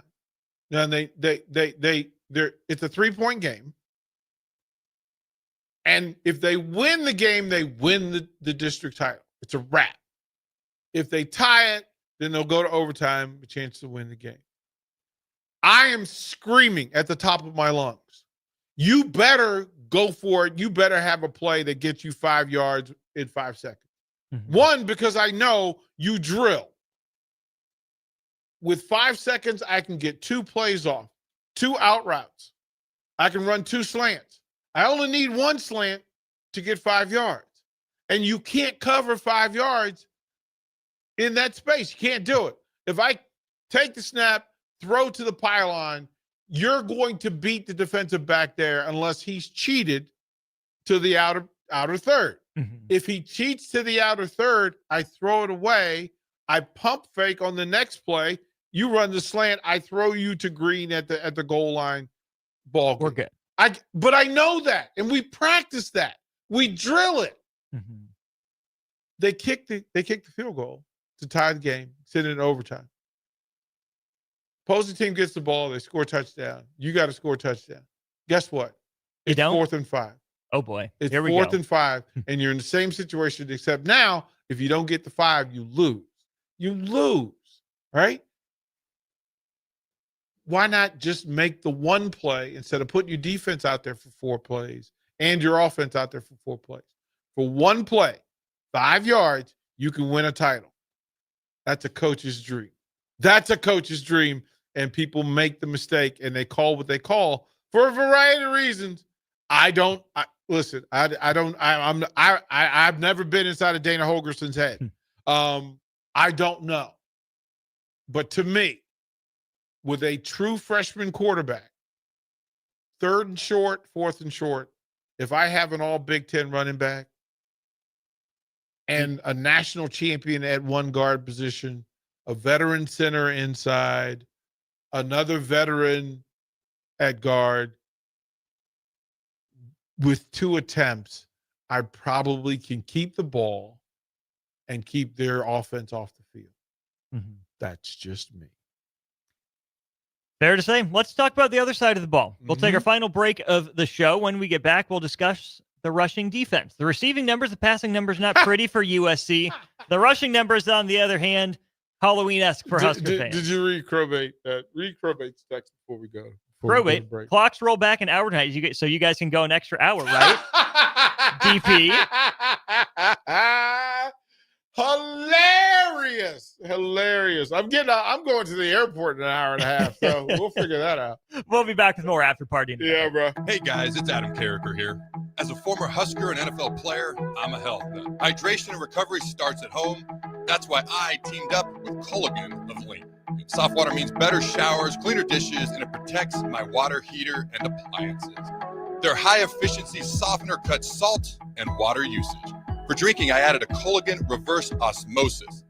Bottled quality water right at my tap. Great taste, and it's certified to reduce tough contaminants like lead and PFAs. Right now, get up to $300 off a whole home system or just $9.95 per month for your first 3 months. Schedule your free water test at CulliganHuskers.com. That's CulliganHuskers.com. Culligan of Lincoln. Water you love. Go Big Red. Limited time offer. Participating dealers. Restrictions may apply. Hi, everybody. Charlie Stone back again with Andy Goodyear of Honda of Lincoln. Andy, there are so many great things to talk about right now. Let's start with new and pre-owned vehicles. Thanks, Charlie. Yeah, we're all excited those days of inventory shortages are behind us. Right now, we have more than 400 new Hondas to choose from and over 125 pre-owned with just about any make or model in stock. I know certified pre-owned Hondas are a very important part of your dealership. Tell us about certified, Andy. We always have a great selection of certified pre-owned Hondas in stock in like new condition, and they also come with a 7-year, 100,000-mile warranty. How about service? You know, our amazing service department not only services Hondas, but we service just about any make, and we are one of the largest tire dealers in the state. Look us up the next time you need tires on your car. Experience the best at the Honda of Lincoln way of doing business, 27th and Yankee Hill Road, or online at hondaoflincoln.com. Hey there, this is Paul Scheel, owner of High Electric. I want to thank our friends and loyal customers and introduce High Electric to those looking for a new electrician. We've been serving the Lincoln and Omaha area for over 30 years, from design to install, upgrades, and repair. If you are a homeowner or a small business needing some electrical work, call us at 402-466-6606 or check us out at hyelectric.com. We look forward to hearing from you.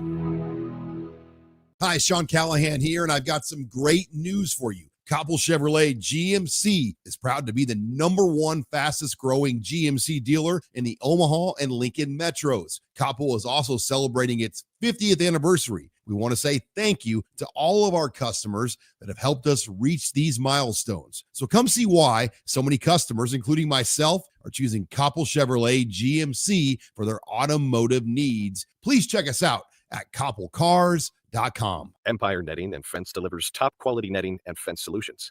From major sports venues to backyard installs and everything in between, coast to coast. We take on tough jobs with grit, integrity, and a strong commitment to safety. Empire is growing, and we're hiring motivated people ready to grow with us. We build each other up, and we're building something big. Think you've got what it takes? Apply now at empire-fence.com. That's empire-fence.com. Anderson Ford in Lincoln has 2 convenient locations, which means 2 times the customer service, 2 times the inventory, and 2 times the ability to get you in the car of your dreams. Whether you visit us on the north side or the south side, you'll find more selection and a team that's always on your side. When you're looking for a better way to buy your next Ford, visit Anderson Ford in Lincoln, where exceptional service meets unbeatable selection.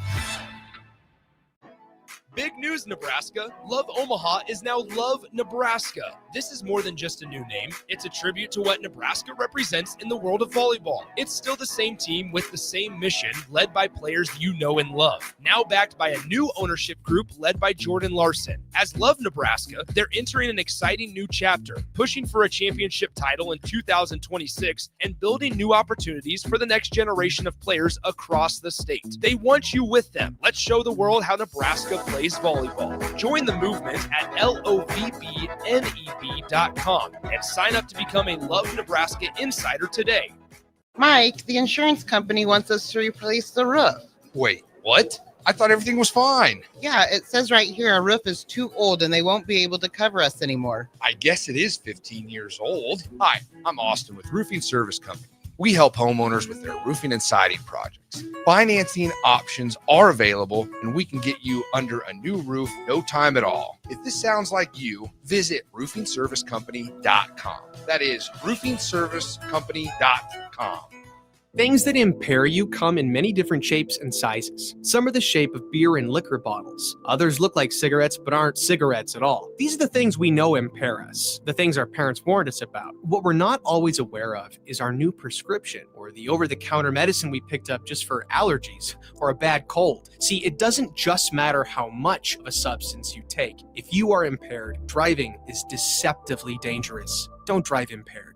Paid for by the NDOT Highway Safety Office. Stonebrook Exterior is your trusted partner in exterior solutions for both residential and commercial projects across Lincoln and Omaha. With over 2 decades of expertise, they deliver everything your building needs, all under one roof.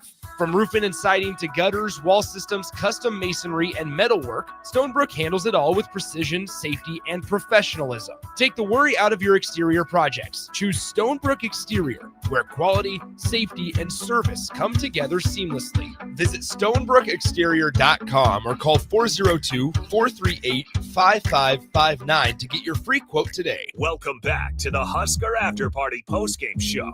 The Husker After Party Postgame Show is brought to you by Anderson Ford, Baumgars, and Vinny Kreekak of State Farm Insurance on 93.7 The Ticket and theticketfm.com.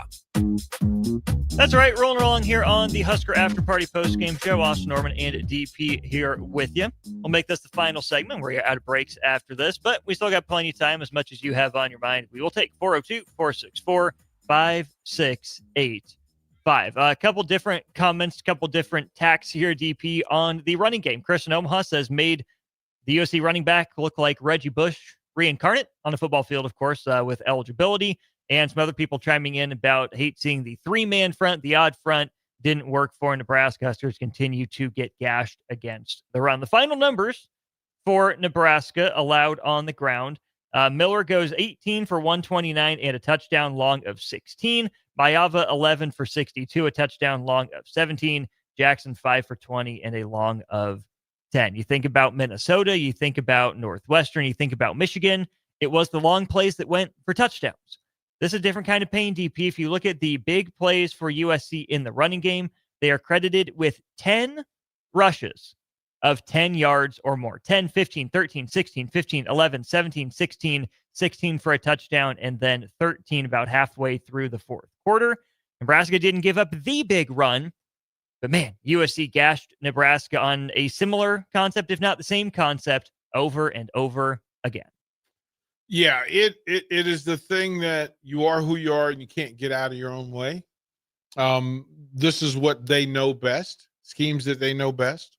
I've said it a million times, coaches tend to coach to their personality. and their strength. I think the GOAT coaches adapt.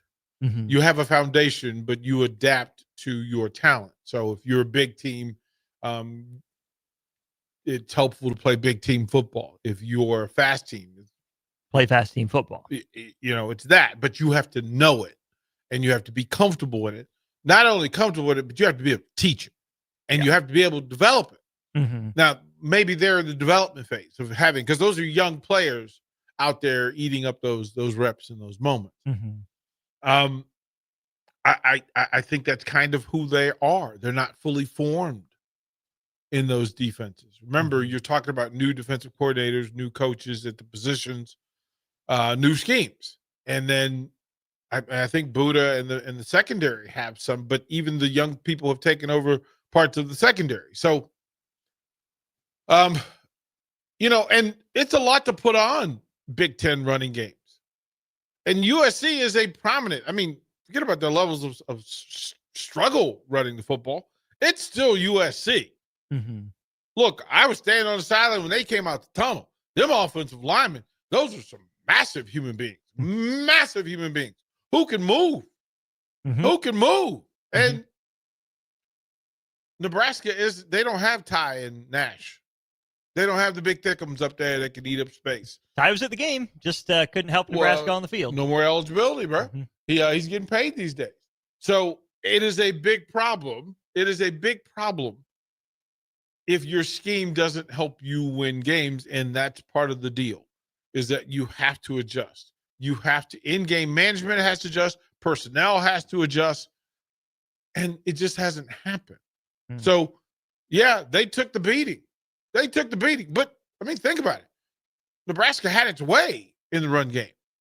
Had its way. Aside from a slip and a sack fumble, they loved the way they ran the ball. And USC had a whole lot of questions about why they couldn't stop Emmett Johnson. Mm-hmm. Why couldn't we do it? Well, you know who stopped Emmett Johnson? When they took him out of the game. That's what. How about that? Sometimes the call's coming from inside the house. But I think that's what it is on both sides of the ball. So they get a chance. The beauty of the Big Ten is that you get to correct your lessons in 7 days. And it's UCLA, and it won't be easy. Look, USC and UCLA, they recruit the same sort of monsters. It's going to be the same sort of battle, same sort of athletes, same sort of style of play. And it'll come down to 3 or 4 offensive plays, 3 or 4 defensive plays, and a kick that either goes your way or doesn't. That's Big Ten football in the middle of the Big Ten football conference. Nebraska holds Jaden Mayava 9 of 23, passing 135 yards and interception. Only a couple of explosive pass plays for USC, but again, came at big times. A 29-yard conversion on 3rd down.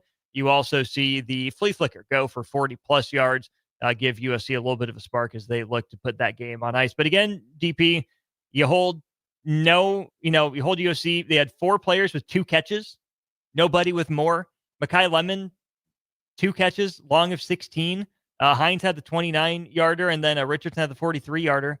But again, you hold USC to 135 yards on 9 completions, and more importantly, I think 23 attempts. Isn't that crazy? I didn't think Nebraska would be able to consistently hang with USC's passing offense, where I thought Lincoln Riley was going to want to lean, as was his tendency, if Nebraska wasn't able to get to the quarterback. Officially on the day for Nebraska, they do get credit for sacking Jaden Mayava 3 times for a loss of 21 yards. Thought Cade Petchak's play in the first quarter was really, or first half, was really nice. He kind of knifed through his outside gap and took Mayava down. Hit him a couple times. The quarterback Curry is also credited with 3 were the Huskers. They weren't all over Mayava. They weren't great in that area, but he was off.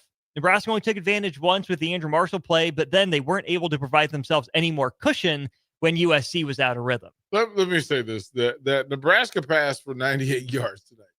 Yeah. Listen, Austin, that's 98 more than you and me. We didn't throw a pass. We did not. We did not throw a pass. But they held USC to 135. And the problem is 4 of them came in clusters of 16, 18, and 23. Mm-hmm. 41 in a big play, right? A couple of penalties that fell along with that. The numbers mean whatever you want them to mean. If we said they were going to hold USC to 21 points, we would have applauded. We would have been thrilled. But we also know that 17 points was not going to win the game. No. So you have things to fix. I don't know if we don't think 17 points beats UCLA. Odds are slim. We would feel pretty good if they held UCLA to 21 points. Mm-hmm. Okay. That's the conversation we're going to have again all in next week and until Saturday night. We're going to have that discussion. How do you hit 30? How do you figure out, right? And you, listen, if UCLA scores 30 points, we got a different discussion. Mm-hmm. Different point to have. If Nebraska scores 30, we can exhale quite a bit. Some things happened this week that we're pretty proud of and pretty excited about. Mm-hmm. I think the numbers up and down for what this was. You cannot give up 5 yards plus a carry in the Big Ten and win. But being above 4-5 should get you a win. Mm-hmm. Didn't. It just didn't. Again, the numbers were even. 28 first downs each. Only one differential on third downs. Close to 200 yards rushing for both of them. Over 4.5 yards a carry. They both threw the ball between 22 and 23 times. You held a Big Ten team to 9 completions. 9. And it wasn't Iowa. And it wasn't Northwestern. And you lost. Mm-hmm. You held a team to not. This is not the Big 8 and Nebraska. If you held Nebraska to 9 completions under Tommy Frazier, you still had a long day. Mm-hmm. This is not what we're talking about. But that's what it was. Mm-hmm. That's what it was. Now you know how everybody else felt. Well, let's hit a couple things on the defense from the text line and then back to that point on offense. So Corey says, yeah, if Nebraska is going to keep looking like this on defense, they have to get a massive nose guard to shore up the middle. And where was Dasan McCullough tonight? Should fans not expect him to be able to at least get a hand on the quarterback? McCullough did go out for a little bit of time. Dylan Rogers entered the game. McCullough credited with 3 tackles and a quarterback hurry. And then 1366 says, Tyson Terry and Riley Van Poppel will hopefully shore up the middle next year. That said, the schedule is pretty daunting. Tyson Terry coming off a knee injury, TBD, his first real full extended taste of college football. We'll see. And Riley Van Poppel, DP, maybe he's doing some of the grunt work that goes underappreciated. He seemed like a non-factor to me for most of this year. A guy that was really high in a lot of people's breakout candidates list for Nebraska. He has not been the answer. I'm going to say this until I go to the grave. Stop giving people credit for things they haven't done. I say this at the beginning of the year. We go through the scouting reports. We talk about the recruits. We go through the incoming freshman class. We go through all these things. And I keep telling people, first, stop prognosticating, stop guessing, stop predicting. You don't know. You can have an opinion. Fine, cool. Mm-hmm. But the reality is it's not factual. It's not factual. You're projecting. Mm-hmm. You're projecting. And sometimes that becomes frustrating because you're giving people credit and you're putting them in places. The TJ Lateef crew, I understand why you like the young man. And I understand that he put in some work in high school and you've seen film on that. But he wasn't like the non-conference. But he wasn't playing against USC's. Them athletes at USC move a little quicker than the practice squad at Nebraska. A little bit. A little bit. We saw today the move a little different than Nebraska starters. There you go, Austin Norman. There you go. There's some differences. There you go. There's some differences. The man said what he said. By the way, we were talking about Utah up 38-14 against Cincinnati. Woo! Our Utes. They broke out their All Blacks tonight too. Hmm. They broke. Is this the first time Utah's done All Black? No. Okay. So. No. We like just had to ask. We like, but their numbers are red. Their numbers are red. And they kept the logo red. It is. I like that. It's a good look too. They didn't black out the Utah though. On the difference in athletes here, a little bit, DP. You go, like you said, up and down the stat sheet, and there's a lot that's similar. Nebraska, one more play. Nebraska, about 5 minutes, almost 6 minutes more of time of possession. Yards per rush, about a half a yard per carry difference, 5.3 versus 4.7. One of those is elite. One of those is pretty darn good. USC's was elite. What it really comes down to, I think the most glaring difference on the stat sheet is average yards per completion. Only 9 completions for USC. Now, not 15 is not great for Nebraska. 10 from Dylan Raiola and 5 from TJ Lateef. USC hit those big completions. 15 yards per completion for USC, 6.5 for Nebraska, which isn't necessarily surprising, right? When you think about USC's over-the-top athletes, you thought Lemon could do, what you thought Lane could do, it wouldn't shock you to look there at the beginning of the game, see that was a difference, and then say, you know what? Well, what does Nebraska do to mitigate that? But it became glaringly obvious at the end of the game. You heard the announcer saying it on NBC. I think everyone in the stadium was seeing it as well. Nebraska didn't have the guy to take the top off. Nebraska didn't have the make you miss guy. They're like, okay, maybe USC doesn't respect Nebraska. They're going to have to dink and dunk their way down the field. Nebraska didn't really find anything even in that intermediate zone. It was a lot of the quick hitters. There's a lot of the easy completions, and Nebraska couldn't break the tackles against good or better athletes. 22 attempts and 98 yards, bruh. You were playing catch. Stretch of field, and they weren't getting wins. No. We listen, playmakers are everywhere. You have to make plays. Like, that's the intent. That's the job. And if you can't pull the cap, again, the very first play, that fade route, perfect. Exceptional work. You need more of those plays. It can't be the only one. And that's what happened. Or if that is the only one, then you got to be really good somewhere else. You got to be even better somewhere else is what it comes down to. You know, Nebraska was good enough up front, I think, on offense to win that game. Even if Dane Key is not winning, even if Ja'Cory Barney Jr. is a non-factor. Barney finishes second on Nebraska's team in catches, but he had 3 for 6 yards for a guy that you expect to show up in those moments. That's why you have a guy like Ja'Cory Barney Jr. that you think he is going to take you to the next level. Isaiah Hunter led Nebraska in catches, 5 for only 30 yards. Dane Key, 2 catches, one of them for 14 yards and a touchdown. It was absolutely a key catch, but you only got Luke Lindenmeyer really isolated once. One time for a guy that you thought you'd like. This is the thing we've been talking about with Dana Holgerson, getting the right players in the right situation for those moments in a Big Ten big-time game. This is USC. You got away with some things because it's Northwestern. You got away with some things because it's Maryland. It doesn't work against the top third. That upper third of the Big Ten Conference requires that your playmakers make plays at a high frequency, high vibrancy, high efficiency. It doesn't happen, and that's the difference between the two. At the end of the day, that's what it was. Let's head back to our Starter Heyman Jewelers text line, 402-464-5685. Corey says he was looking for a play to Cortez Mills once TJ Lateef entered the game, a guy that's probably gotten more reps with TJ Lateef. Again, not a guy that's played against USC or played at that level before, but he's certainly seen more snaps in Big Ten action than TJ Lateef has. Interesting thought there. 78-39. They didn't tell TJ to go win the game. I feel like Nebraska played scared. That's from 78-39. And he texted in before. It's all true, DP, but it's tough to remember Alabama putting in a backup in a national championship game, and he kills it. Of course, referencing Tua Tagovailoa. He was a national champion in high school and a first-round draft pick. Yeah. There's a difference. Yes. There's a difference. And he also played behind a first-round draft pick. So, how about that? There's that part. And, oh, by the way, he had Alabama.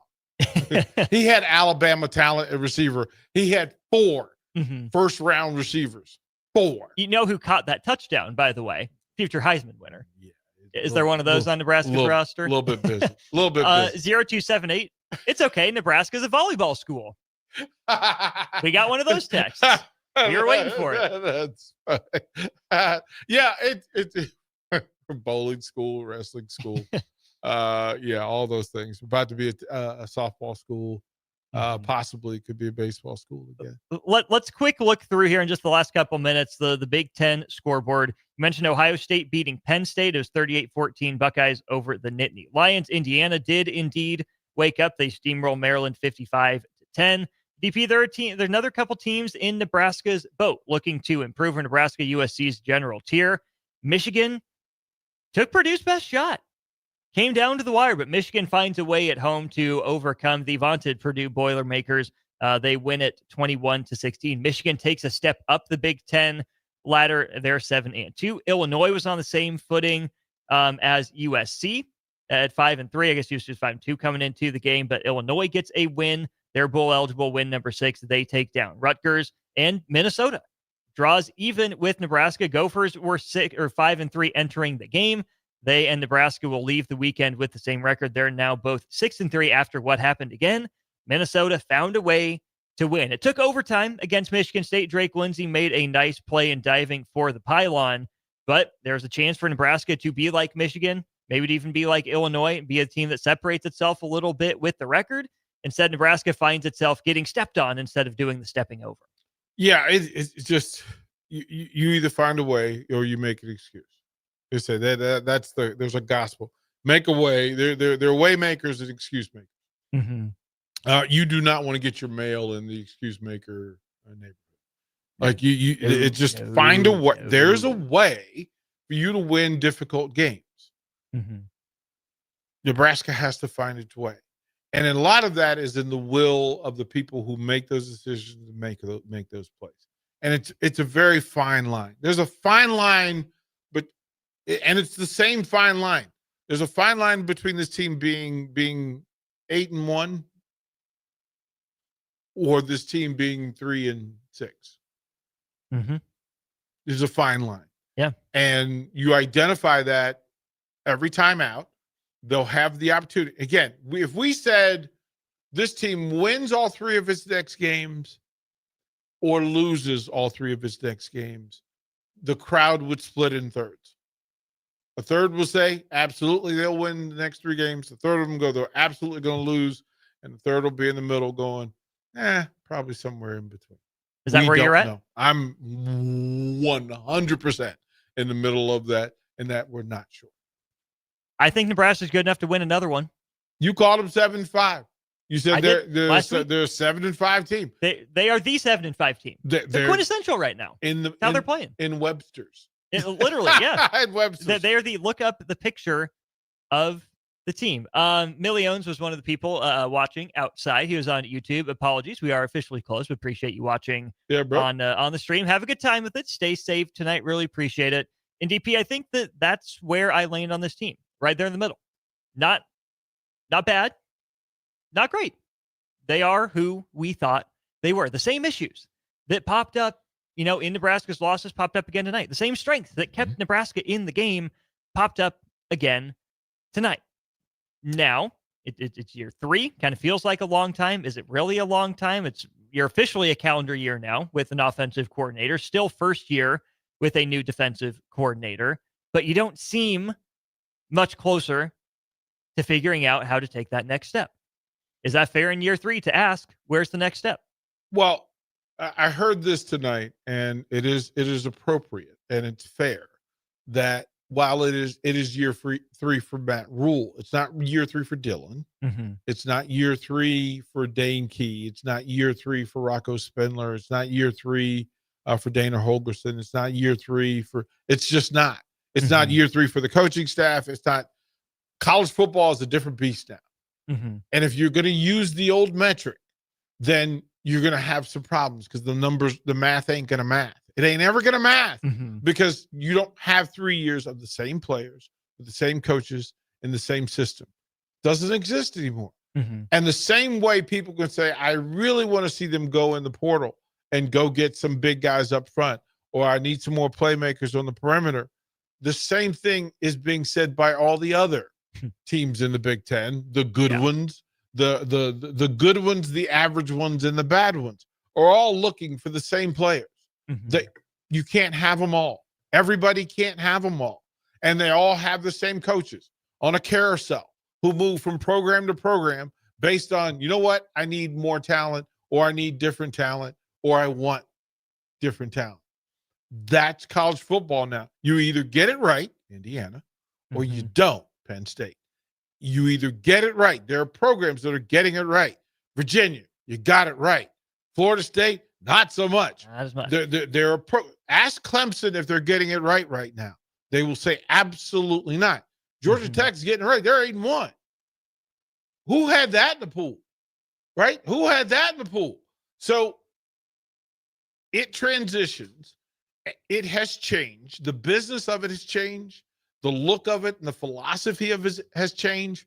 You have to find mastery in your space. And here's an interesting thing, and it's a different conversation to have.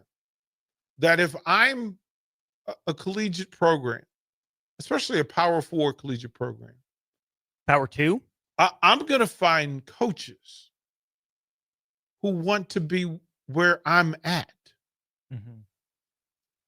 If you're desperate, what's the movie? Desperately Seeking Susan? Chasing Amy? Well, they said you're chasing Amy. You're always chasing that girl. If the coach is chasing Amy, you're not going to be able to keep them, and they're not going to develop for you. They're going to develop for them. And there's the difference in the program. That wasn't good for anybody.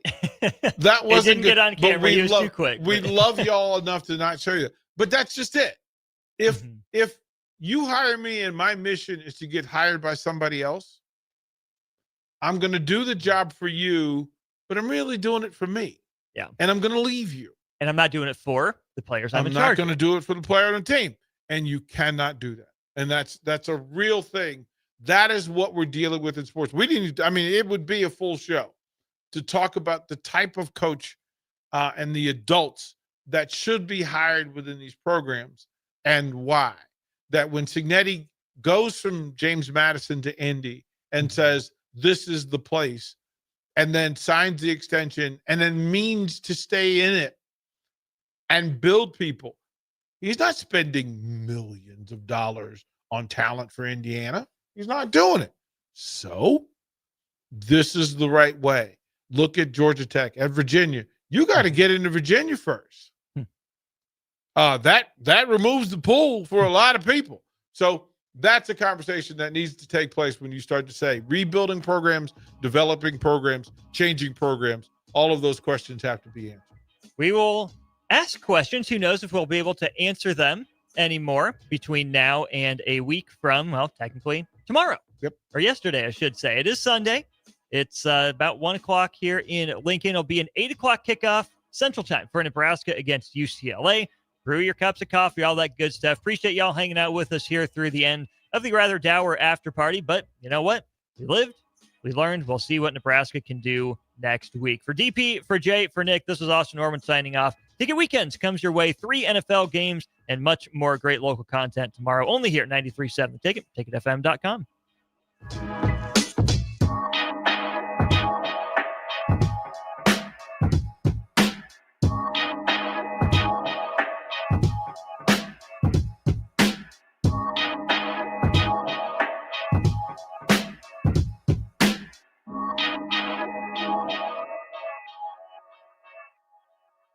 At Jimmy John's, we don't make sandwiches. We make the sandwich of sandwiches. We use fresh veggies because we don't hate salads. We just feel bad for them. We make our sandwiches exactly how you want because you're the one who's eating it. And we bake bread all day, every day because stale bread isn't bread. It's croutons. Sandwich history is written by the victors. Good thing we have legible handwriting. Jimmy John's, the sandwich of sandwiches. Order pickup or delivery on the app. Sometimes good people make mistakes. When you find yourself in need of an attorney,